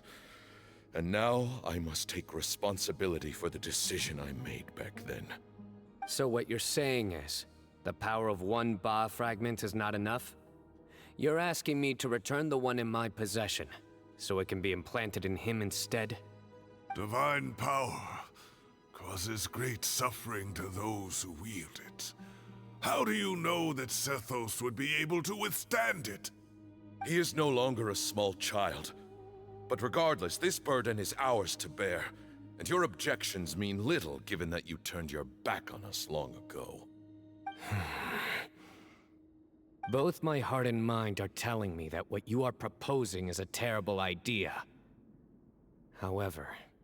Don't listen to him, Cyno. That power is no more yours to give then it is his to take. You have to understand. I know. But if this is a question of your freedom versus a fragment of power, then there is nothing to debate. Sorry to interrupt, but in my view, there are a number of contentions here that still need addressing. Say that Cyno refuses to return his power, and you also refuse to release Cyrus. Then, we are at an impasse. I find it hard to believe that you went to all this effort without planning for that possibility. You're trying to gauge where we stand while keeping your remaining cards close to your chest. Well, my stance is, put the rest of your cards on the table. Then we can have a discussion. Wait, those ears. So, we have a descendant of the Valukashuna in our midst. Splendid. Fate smiles upon us after all. Everything we have longed for, Hermanubis will provide. Perhaps this very day we'll...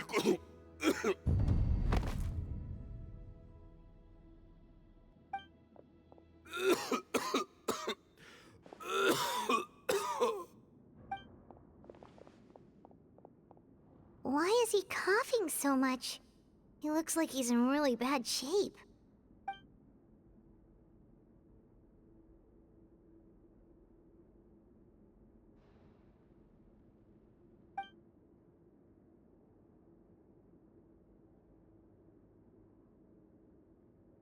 Moon, you... Take our leader back to his room. Sethos, you must... Grandfather, I know what you wish to say. Leave this in my hands. I don't like to drag out conversations, so I'll just cut to the chase. Had Cyrus not stopped the experiment all those years ago, the plan would most likely have been a success. The wisdom of Hermanubis would have been ours. Still, it's no use talking about what-ifs. We cannot change the past. I'm not like my grandfather. The Temple of Silence has a grand legacy and a sacred duty to fulfill. So it's somewhat inevitable for the leader to have an inflated sense of self. But I see things a little differently. I don't believe the temple has the same stature that it once did. Time has worn away at its prestige and changed things almost beyond recognition. So I'm not going to force your hand. You're all free to leave. Except for Cyrus. My grandfather gave him his chance once, and now I'm giving the rest of you yours. You have courage and wise judgment, kid. Reminds me a lot of Bamoon in his younger years. I truly wish that the temple would take an objective look at the academia of today. You've been to the city yourself. I'm sure you've seen that much has changed for the better, and things will only continue to improve. Why not consider cooperating with the academia once more? If you hadn't betrayed my grandfather, I might well be open to persuasion. But it's a bit too late for that now, Cyrus. Tighnari made a good point earlier. He said there has to be more to your plan than this, and I agree. All you and Bamoon are after is the Ba fragment. The professor will accept whatever fate you deem fit for him out of a sense of guilt. I am the one who has a choice to make. And that's how it was always going to be. Ultimately, you want to trade the Ba fragment for the professor, correct? I'm glad to see you're giving it some serious consideration. I won't forsake my professor, nor do I intend to run from a problem that I must face sooner or later. Give me one night to make my decision. That works. Then I'll be waiting to hear your verdict, Cyno. Oh, my grandfather still has a fair few things he wants to say to Cyrus, so I'll be escorting him back now.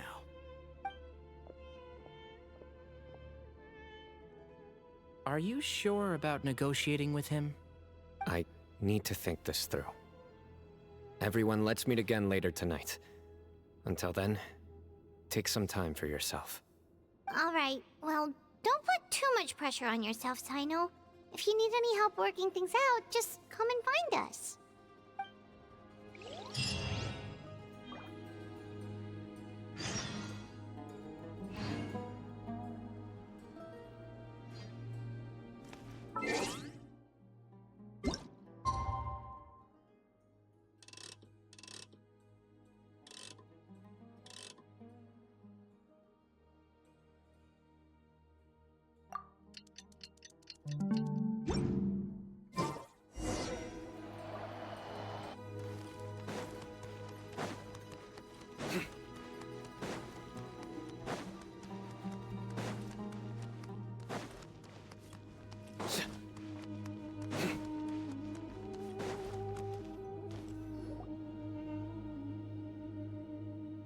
I've taken some time to reflect on this. If I had to guess, Professor Cyrus came to the desert knowing that he would almost certainly never return. He's a stubborn man who tends to double down when he feels strongly about something. We won't get anywhere trying to convince him to escape. I agree. My master Nephis says the same thing. Once Cyrus makes up his mind about something, he won't listen to reason. Mm-hmm. So that's one thing. A few other things come to mind too. You've heard all you need to hear about the Temple of Silence, so on that, I don't have anything to add. My own memories of this place are hazy, though. Probably something to do with the overpowering presence of the Ba fragments. That might explain why I suffered from constant headaches and fevers as a child. I do remember having some fleeting moments of profound emotion when vague images would appear in my mind. But I don't recall much, only bits and pieces. I was still young then, and all I could understand was that there was a strong will inside my mind. Thinking back on it now, I suppose it was Hermanubis' way of trying to encourage me, even if we couldn't communicate. The power that came to inhabit my spirit was probably one of the cornerstones of their whole faith. So if the will and might of Hermanubis is a real, intangible thing, and they are its rightful worshippers, then... You're not gonna give in to their demands, are you? Surely there has to be another way!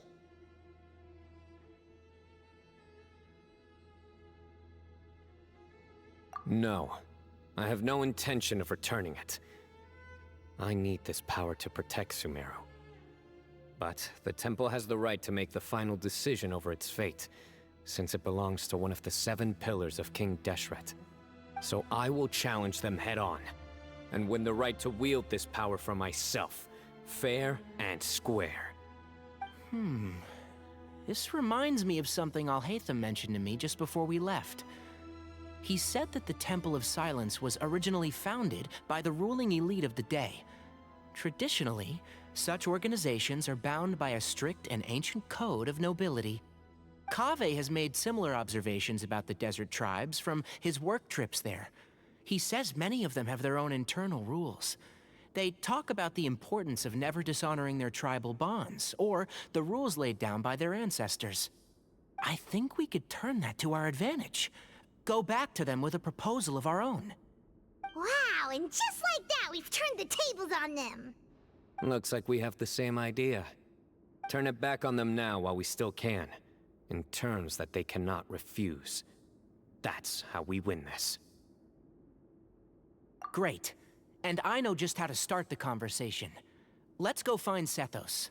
We'll tell him that I know a thing or two about medicine and would like to take a look at his grandfather's condition.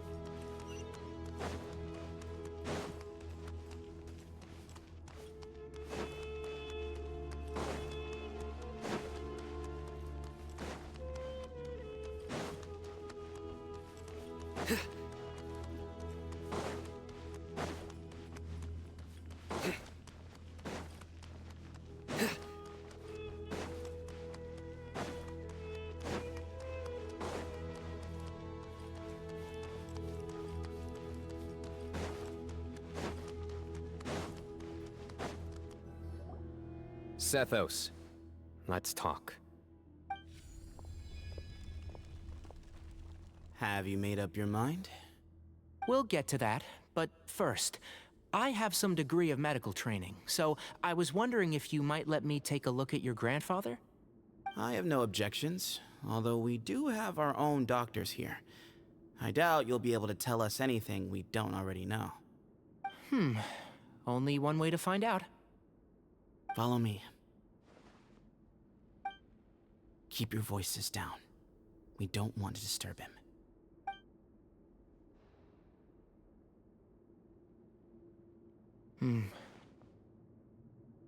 Let's talk outside. Bamoon has fallen into a deep coma, and his prognosis is quite grave. I'm sure that your physicians have come to the same conclusion. He appears to have sustained a serious injury in his youth, which has been exacerbated over the years by the heavy burden of work and now by the effects of old age. Regretfully, I must inform you that based on what I've seen with patients in a similar condition, he doesn't have long left. A few days at most. Yeah. I've known for a long time. You're his heir, aren't you? You clearly have a lot of respect for the man. But you also see things differently. You have a broader range of concerns and a more pragmatic approach. So tell me how we can end this on your terms. Let's find a way to bring all this to a resolution while Bamoon is still alive to see it. That's what really matters to you. I know it. Yeah, there's no time to waste here. You know that better than anyone. You know, the two of you are actually in a very similar predicament right now. Both of you have a very different perspective from the men who raised you. Right. And you didn't create this situation. They did, but somehow you've ended up having to make the tough decisions. You're right. We both look at this problem very differently than the people we inherited it from. I accept, Cyno. This all began because of Hermanubis, so let's end it with the rite he himself created. Legend has it that when Hermanubis first arrived in Tuletula, he sparred with the city's residents. He and his two companions proved their mettle by fighting over several days, winning the support of many fine people. That group of supporters were some of the first members of the Temple of Silence, and the sparring matches were enshrined as one of our founding rites, the rite of duels. It's where it all began. Sounds very fitting. I'm in. As a fellow vessel of Hermanubis, your ties to the Temple of Silence run deep. So I will permit you to participate in this rite, along with your chosen companions. 3 against 3. Sounds good. However, I have some additional terms. As the challengers, you must win all 3 of your fights to win. And Cyno, both of us must put our Ba fragment on the line. The winner takes them both. Letting Cyrus leave with one of the Ba fragments was a mistake, made by my grandfather out of pity. It is a long-standing issue that must be addressed for the Temple of Silence to move forward. I can make no concessions on that front. None needed. We're on the same page. If I win, the Temple of Silence must release Cyrus, and consider this past dispute resolved. If you win, I'll return my power to you. It's a deal. Then let's meet at the ceremonial hall tomorrow evening, 8 o'clock.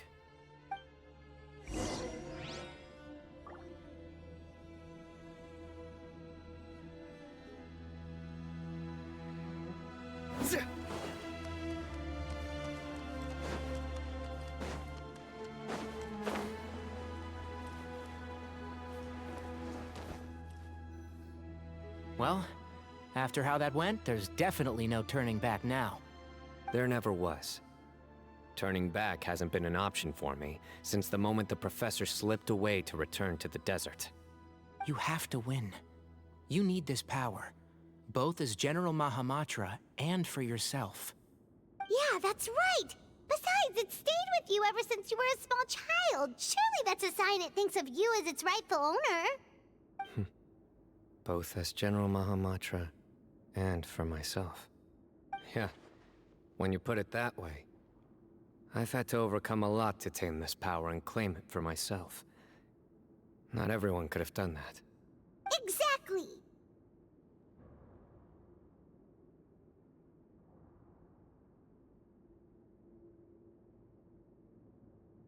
The Traveler and I will never lose. And neither shall I. The desert was home to an ancient and great civilization that, for a variety of reasons, fell out with the civilization of the rainforest. It's just as Dia said. Prejudice has pushed people apart. But there must be personal factors at work here too. I can't shake the feeling that Bamun cares for many more things than he lets on. And I don't think that Sethos is any kind of villain. He's just doing what he thinks is best. Tomorrow, everything will be resolved.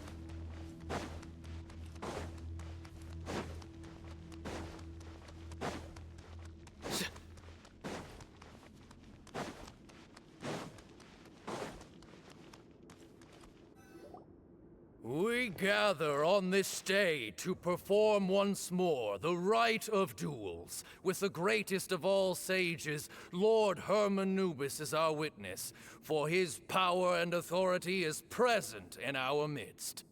This is our most sacred of ceremonies, and no disruption from the audience shall be tolerated.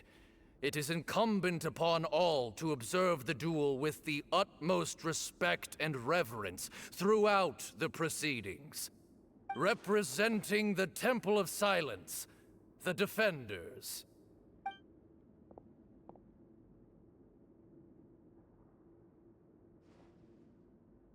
Grandfather, you're here. A rite of duels after all these years. I am surprised by your decision, Sethos. I know what I'm doing, Grandfather. Just leave it to me. Representing the Academia, the Challengers. Ready. We will fight to have our voices heard. Warriors, take your positions and decide on the order of battle. We come not to debate what brings our challengers here, nor what will become of the defeated duelists. Duelists, the might of Hermanubis himself is at stake here. Now, fight. Fight until the rightful victor is proclaimed.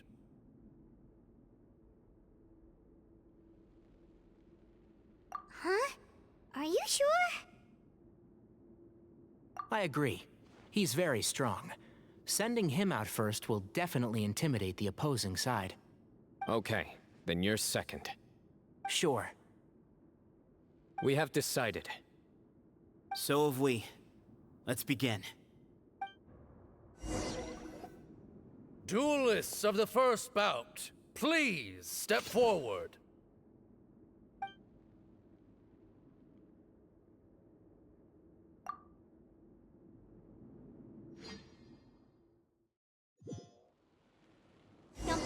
safety first.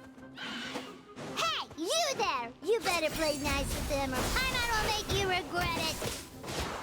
Little bit too much chatter from the audience over there. Hey!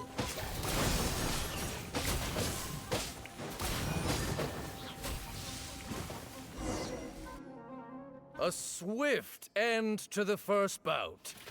I now invite the duelists of the second bout to please step forward. When you're both ready, you may begin. Let's begin.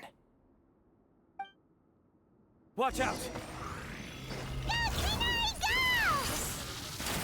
He drank plenty of water before the bout, so he should be fine.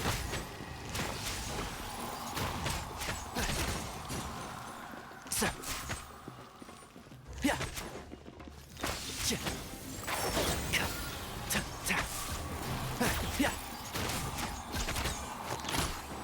I hear everything.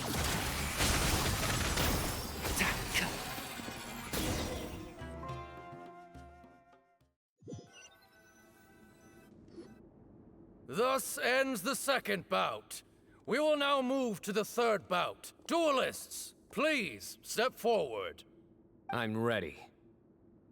So am I. This is the final stage of the rite. I remind you both that the terms you agreed upon in advance are binding. When you're both ready, you may begin.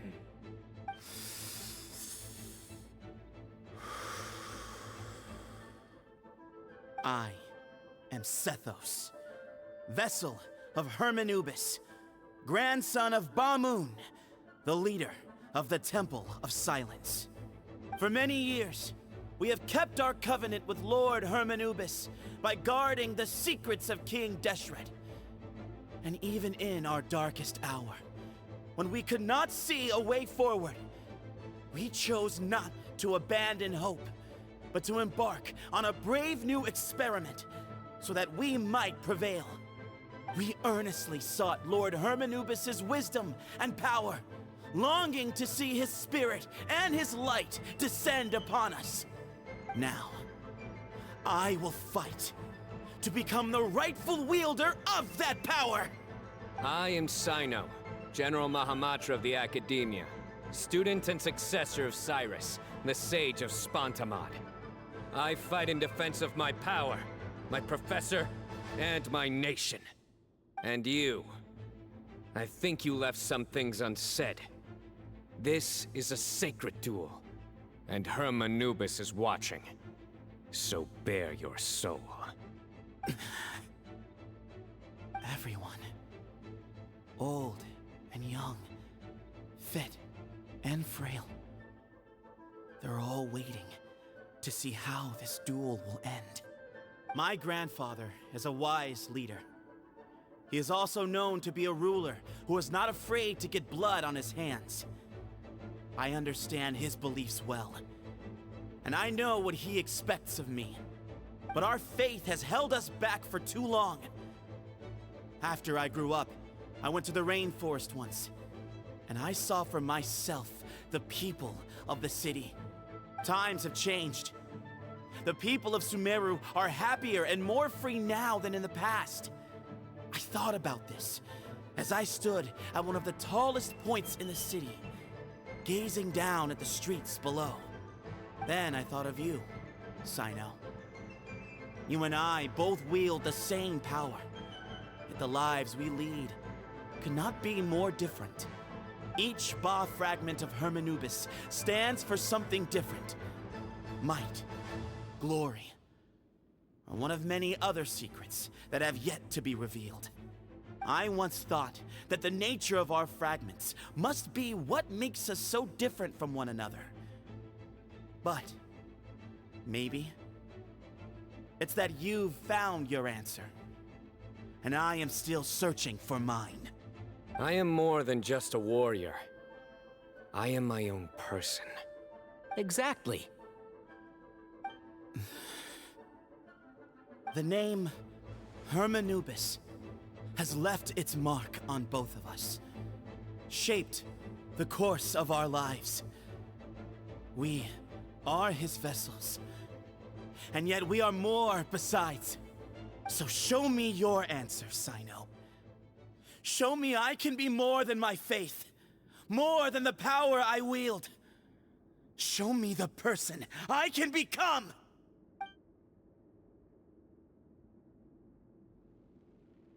Bring it on!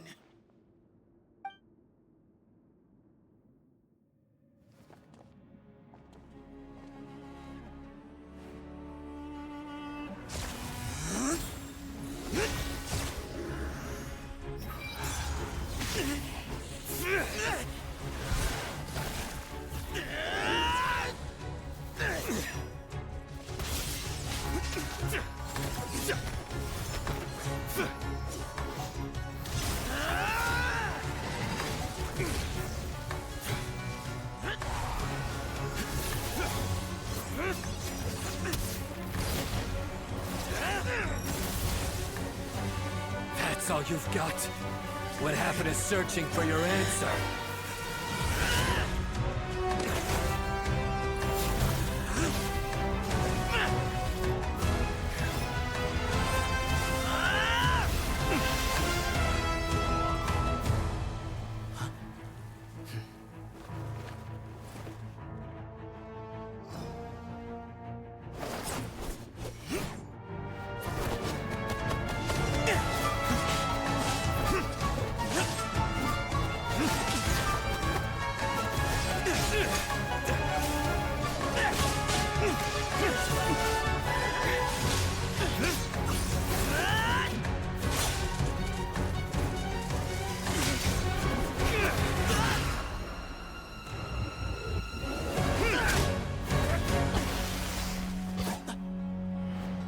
Fight's over.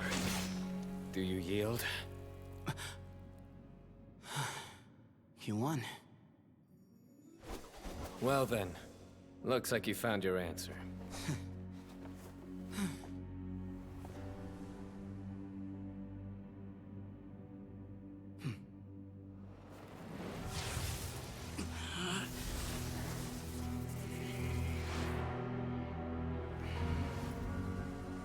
I give his glory to you.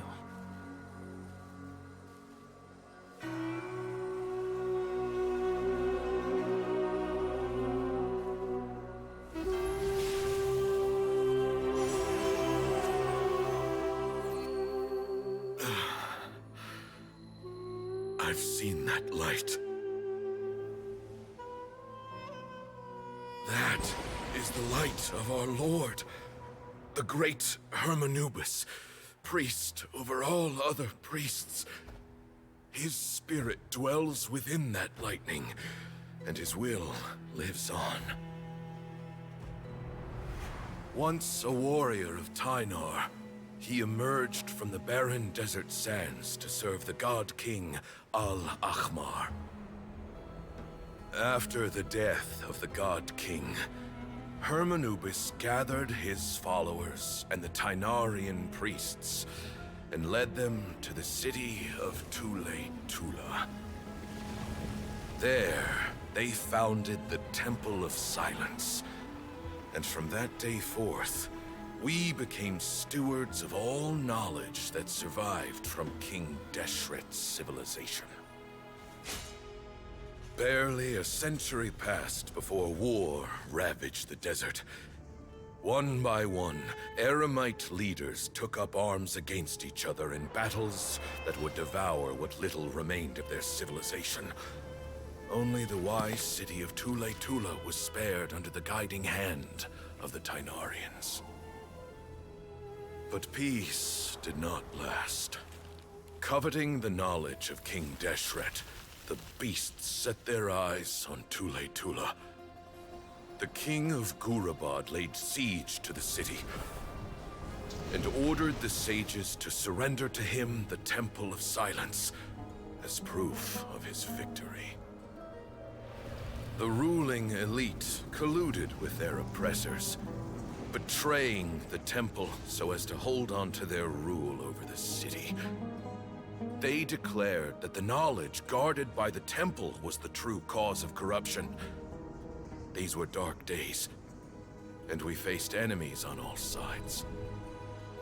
Our Lord had long since exhausted his strength, keeping the forbidden knowledge introduced by King Deshret at bay.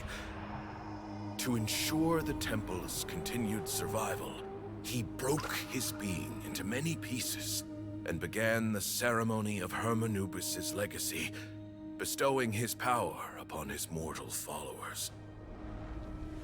With this power, the temple was able to defeat the tyrant's army.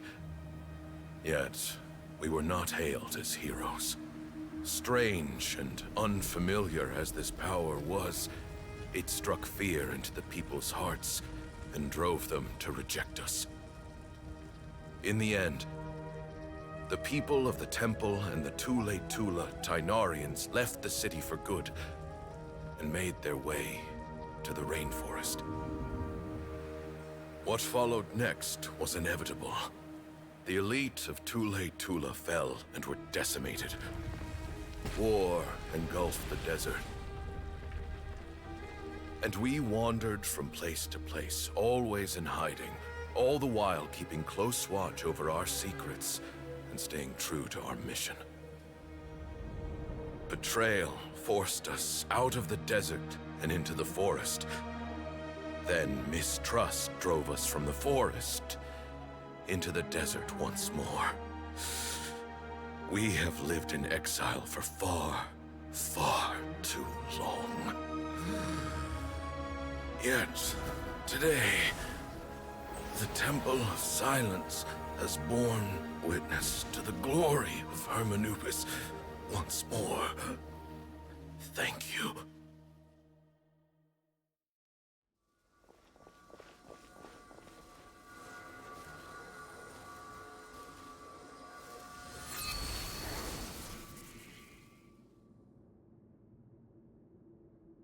How is it? Do you feel okay?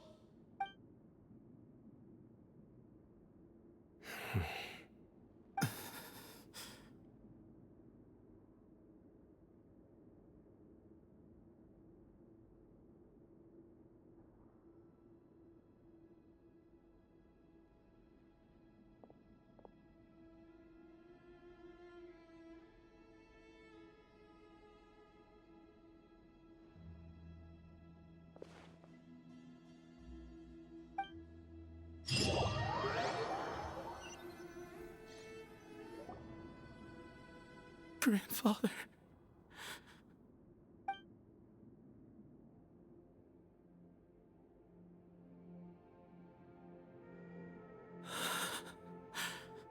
Hey, Sethos. You'll get through this. I know. I'll miss him. I guess you were prepared for this. It's been a long time coming, huh? Yeah, he's been on death's door for a very long time now. I think it was only through sheer willpower that he managed to hold on to this point. At least, he was able to see this chapter come to a close before he passed. What's next for you? Per my grandfather's last wishes, the Temple of Silence should submit to whoever possesses the largest number of Hermanubis fragments. That entitles you to be our new leader, Cyno. But that's never going to work, as I'm sure you realize. I'm the General Mahamatra. I am needed back at the Academia.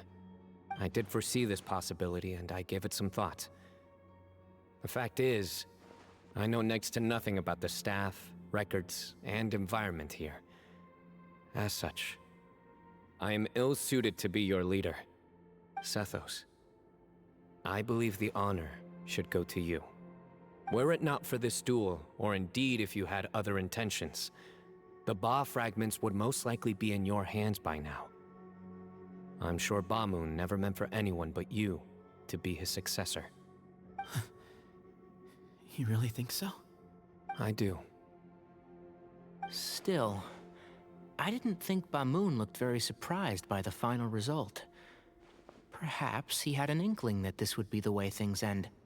Well, in any case, since the Ba fragments are with me now, I guess I can call the shots. Sethos, I would like you to succeed Bamun as the new leader of the Temple of Silence. You are more suited to the role than I, and I have complete faith that you will be an excellent leader. Just think of it as doing me a favor. But doesn't that render everything that we've been through up to now meaningless? No, it doesn't. This experience has allowed us to become friends, which means that the Academia and the Temple of Silence will become partners once more. That's a much bigger deal than you might think, Sethos. You said yourself, times have changed. You have to believe that things can change for the better here at the Temple too. I will try. To be honest, I couldn't have asked for a better outcome. Actually, part of me wonders whether Bamun's intentions from the very beginning was just to create enough pressure to force us towards a duel.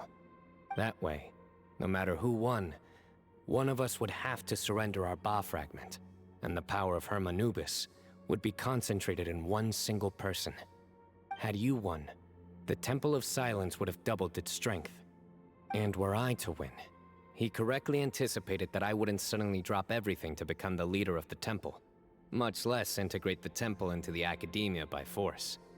He knew that the temple's future would depend not just on the guidance of Hermanubis, but the support of the Academia too. So he made it his responsibility to ensure his successor would be free from the burdens of the past. His plan meant that whoever ended up succeeding him, they would have an easier time interacting with the Academia.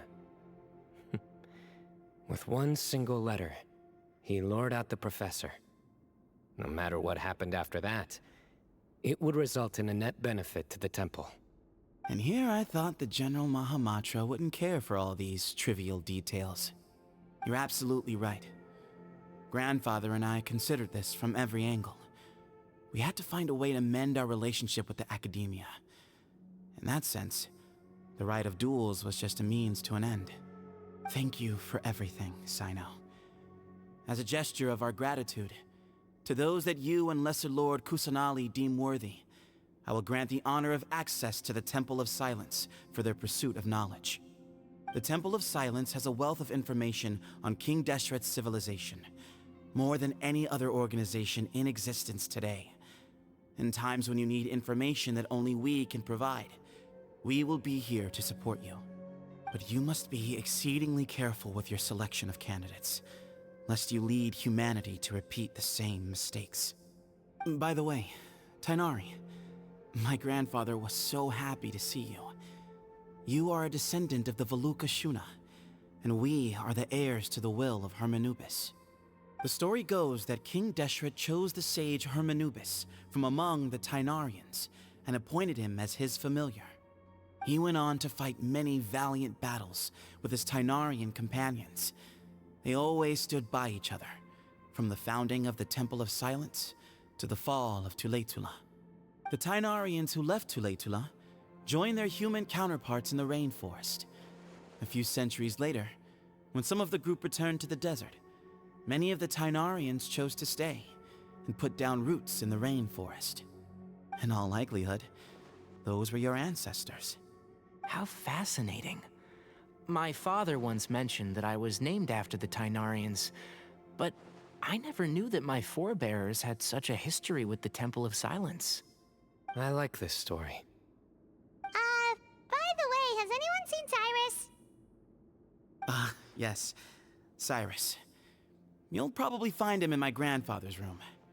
He wouldn't show it in front of me, but I think he still has many fond memories of my grandfather. If it's true that you and your grandfather really planned for everything to turn out this way, then I guess he didn't really resent Cyrus as much as he appeared to. Who knows? Perhaps all of us. You, me, and Cyrus. We're all just pawns in my grandfather's plan to set things straight. He was awful like that. Someone's got to make the decisions when history is at a crossroads. I will make a detailed report on all of this to Lesser Lord Kusanali, and arrange for an official delegation from the Academia to come and meet you in the desert. I'm sure you'll have lots to attend to in the days ahead, but once things return to normal, please come and visit the rainforest again. You should stay for a few days this time, and start to build some relationships. If we're going to work together, both sides have to get to know one another better. I will. Alright, well, bye for now, everyone. I'll be seeing you. See you soon. Come hang out with us anytime.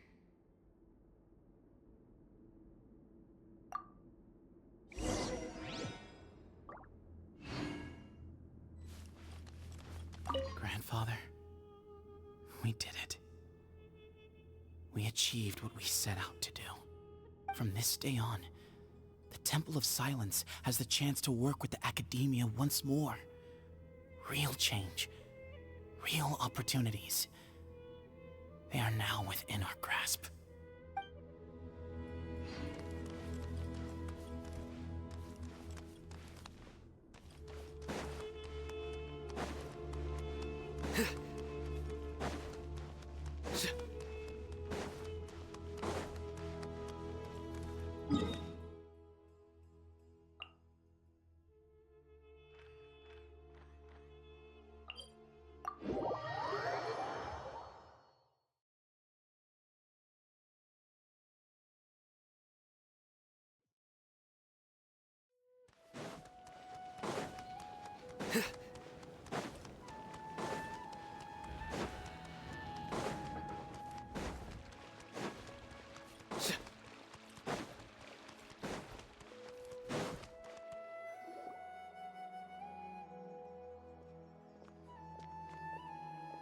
What were you thinking gallivanting off into the desert alone at your age?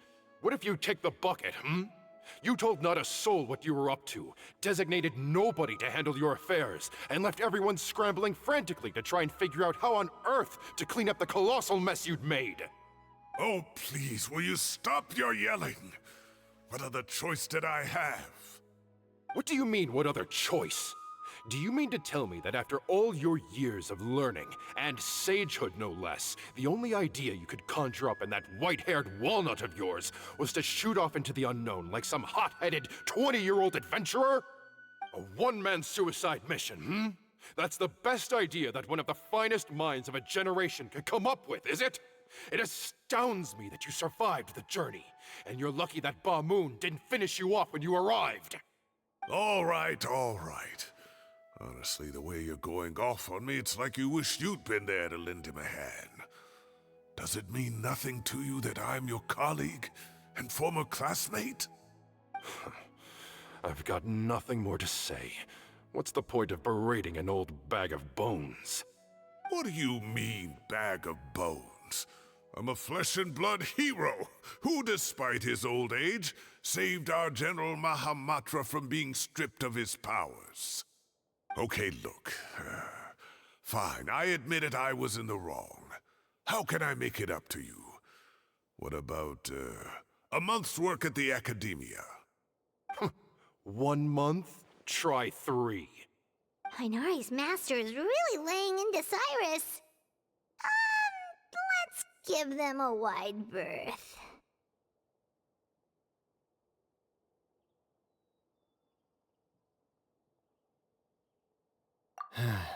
Professor brought this on himself. Don't pay any attention to him.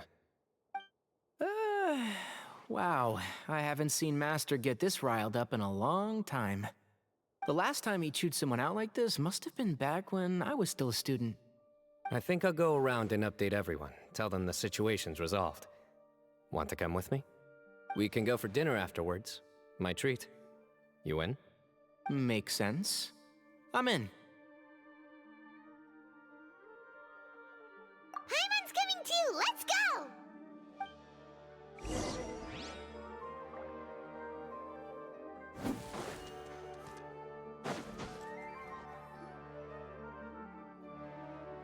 Hey, Kale. You're back! Well, look who we have here. Would you mind explaining to me what has been going on this past few days? I heard you all ran off into the desert and got embroiled in a major catastrophe. All taken care of. That does not answer my question. How could you be so careless? That goes for you as well. Yes, and you too. When you run into problems, you really ought to ask for help, you know? I've been around the block. Don't you think it would have made sense to involve me? And let's not forget, I know the desert like the back of my hand. Now would not be a good time to attempt to argue with Farazan. You're right. Mm-hmm. It's not the first time that I've had to talk to you about this sort of thing either. You need to learn that there are times when the right thing to do is get a more experienced member of staff involved. Do I make myself clear? Because if you don't, Kale, please do something. He's giving me the signal. All right, guess it's time to play my ace in the hole. Say, Madam Farazan, I can see you're pretty upset, but, I was just wondering, remember that time you offered to give me a tour of the academia? Does that offer still stand? Huh? Wait, did I hear that right? Kale, you remember? Wonderful. Well, of course the offer still stands. Come on. Madam Farazan will show you around the old classrooms. Poor Kale getting dragged off like that. Also, check out Farazan acting like some sort of official academia tour guide. Kale! Cup. Huh? What? Oh, right! What do you mean, cup? You need a cup. I can get you a cup. Oh, it's nothing. Just Master's way of reminding me to stay hydrated while I'm out and about.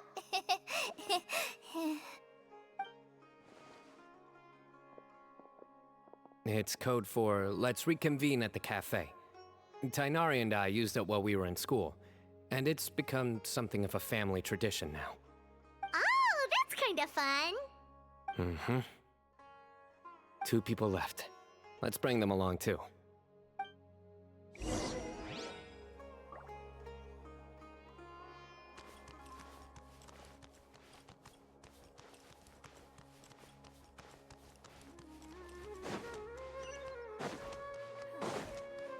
it possible to install a vision?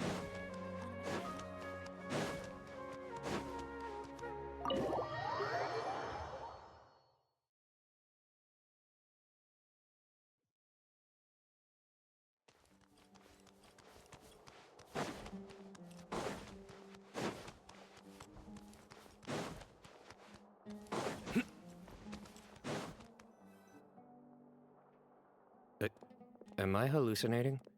Or do I see Kaveh and Alhaitham engaged in diligent studying? We're just reorganizing all the books we used. Look, there's a whole mountain of them. There's no rush. Nobody reads these books anyway. My sincere thanks to you both. Yes, with your help, we resolved the issue rather swiftly and painlessly. And the outcome was better than we could have hoped for.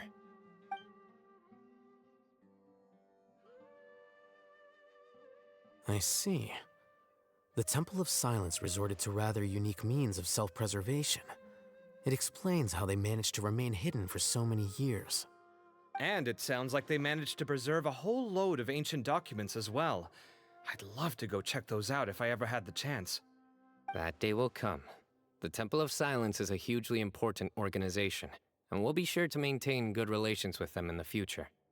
Now, as a token of my appreciation, I'd like to treat everyone to coffee. Sounds good. Yeah, sounds great. Although after the last few days, I don't know if I can handle another coffee. But I can just order something else. Sure. Let's go.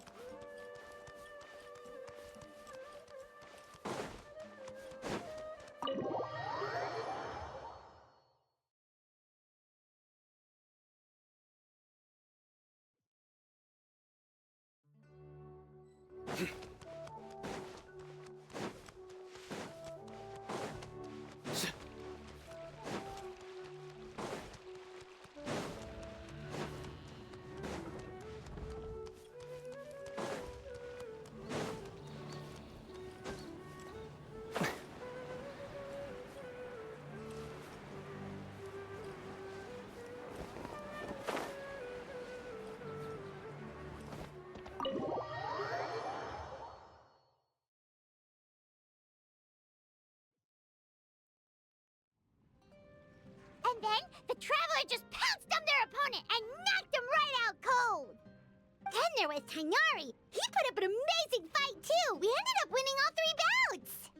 Whoa! Part of me wishes I'd been there to see it, but I'd have been biting my nails off worrying about you guys. A truly edifying account of the events. Bereft of detail, but it has livened up the room all the same. Hey, Paimon included all the juicy details. The Traveler just pounced and then waved their sword like this, then spun around and blocked. Despite winning 3 bouts in a row, you still ceded the position of leader to him. That's very dignified of you, Cyno. Of course. Being dignified comes with being a true champion. I got to be a champion too for once. I've not sparred much with desert folk before. It was a pretty unique experience.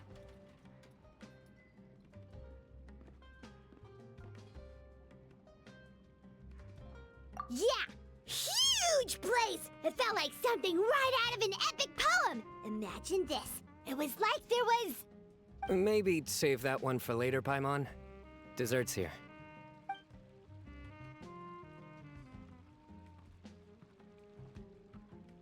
I think that'll do me for today. Shall we stop off at the House of Dana again before heading home? We should probably finish putting all those books back. My thoughts exactly. See you around. I should get going as well. See you all later. Make sure you get some good rest tonight. I need to go say thanks to the Core 30 for their help. Also, Sir Nephis says he wanted to introduce me to some of the Academia's work processes. So, I gotta dash too. Kale's come a long way. She's much more confident at dealing with other people these days. Everyone's a work in progress. You never stop learning. Yeah, true.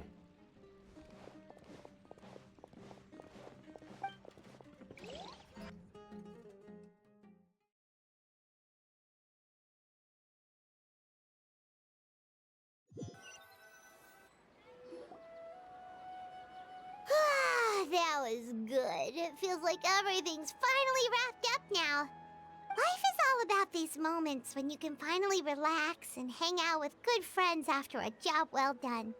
And also, those desserts Cyno got, they were really good. Paimon definitely needs more of those in the future.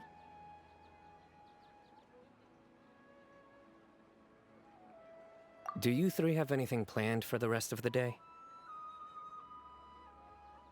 If not, would you come somewhere with me?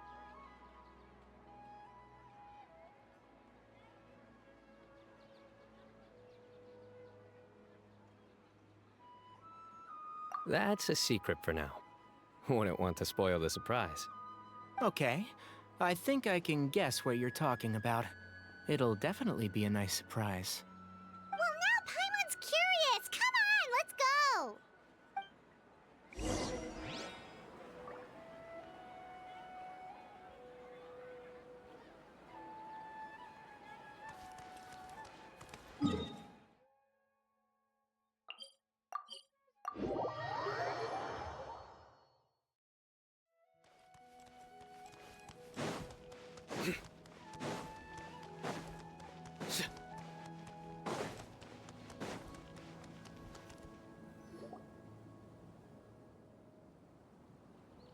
Been a while since I last made my way up here.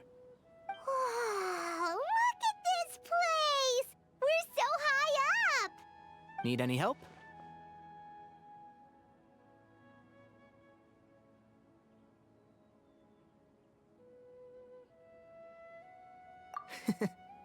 As you wish. It's a nice spot, isn't it? What a great view! We're so high up, we can see for miles! Traveler. Turn around.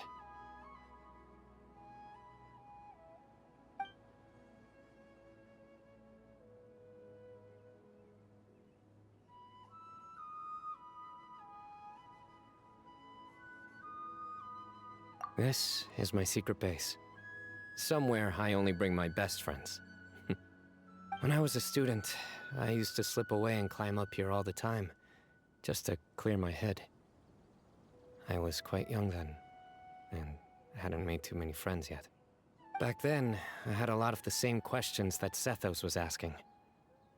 Who am I? Why do I have this power? And what should I be fighting for? Our gifts help us to find our rightful place in the world. That was my experience. And I'm sure Sethos will figure things out in his own time, too.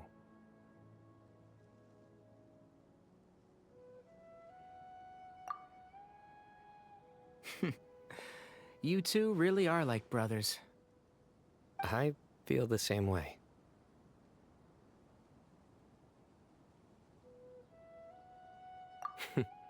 Of course. I see no need to be humble when it comes to the facts. I still remember one time when we came up here to chat and do our homework. Cyno accidentally dropped a fruit. Luckily, he has fast reflexes, so he caught it just in time. That was the one and only time. Nothing will ever slip through my fingers again. Those were good times. I kinda miss the student life. You know, Paimon really shouldn't be able to imagine Cyno doing something like that, but for some strange reason, the mental image is coming through clear as day. Then make it stop. There's somebody there. It's Professor Cyrus. You guys carry on without me. I'll be right back. Okay. Huh? Hey, you're not supposed to jump down! Be careful!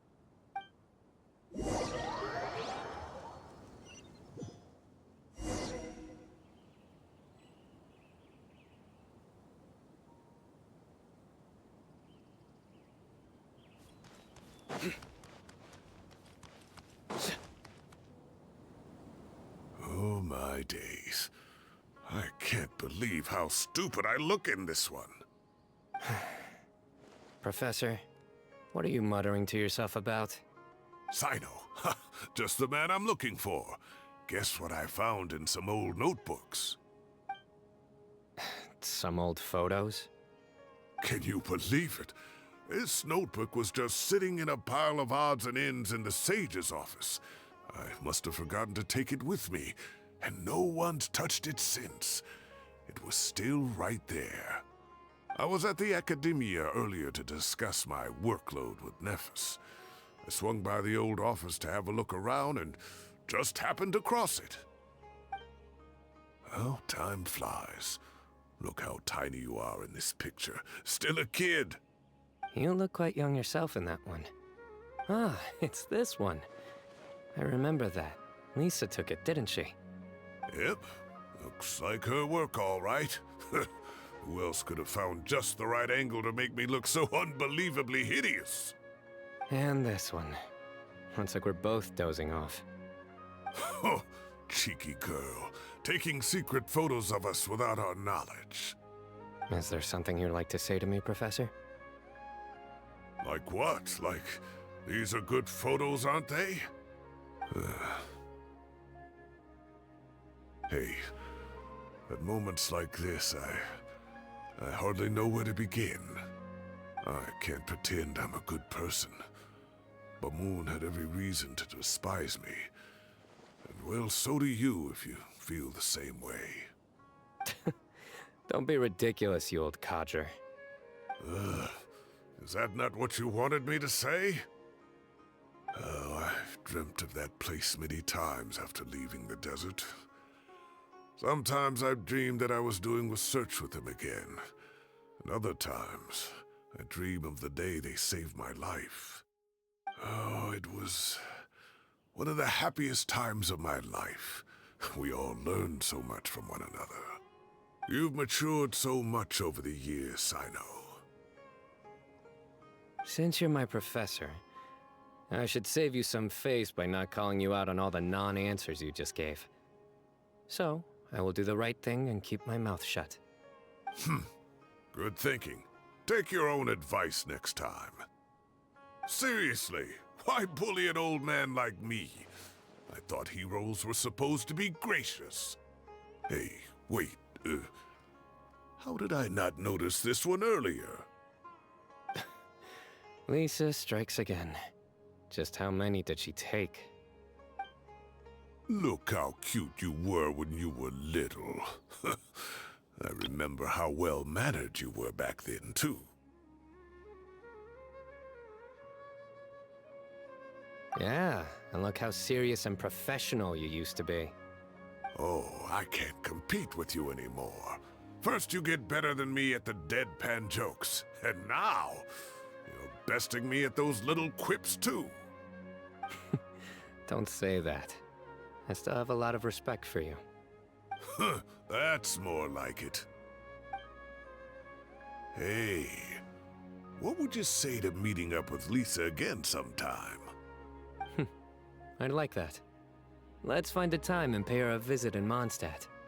All right, I'll add it to my schedule. Let's go next week. Wait, no. Next week is the tomato growing competition. I have got to beat Zaha Hadi. Or you could find a real hobby, Professor.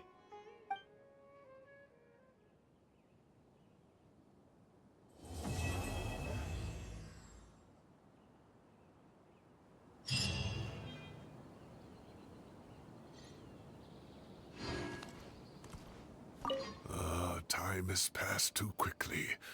The children have all grown up. But it turns out grown-up kids are no use. When Nephis comes after me, Cyno still can't do anything to protect me. Oh, that boy.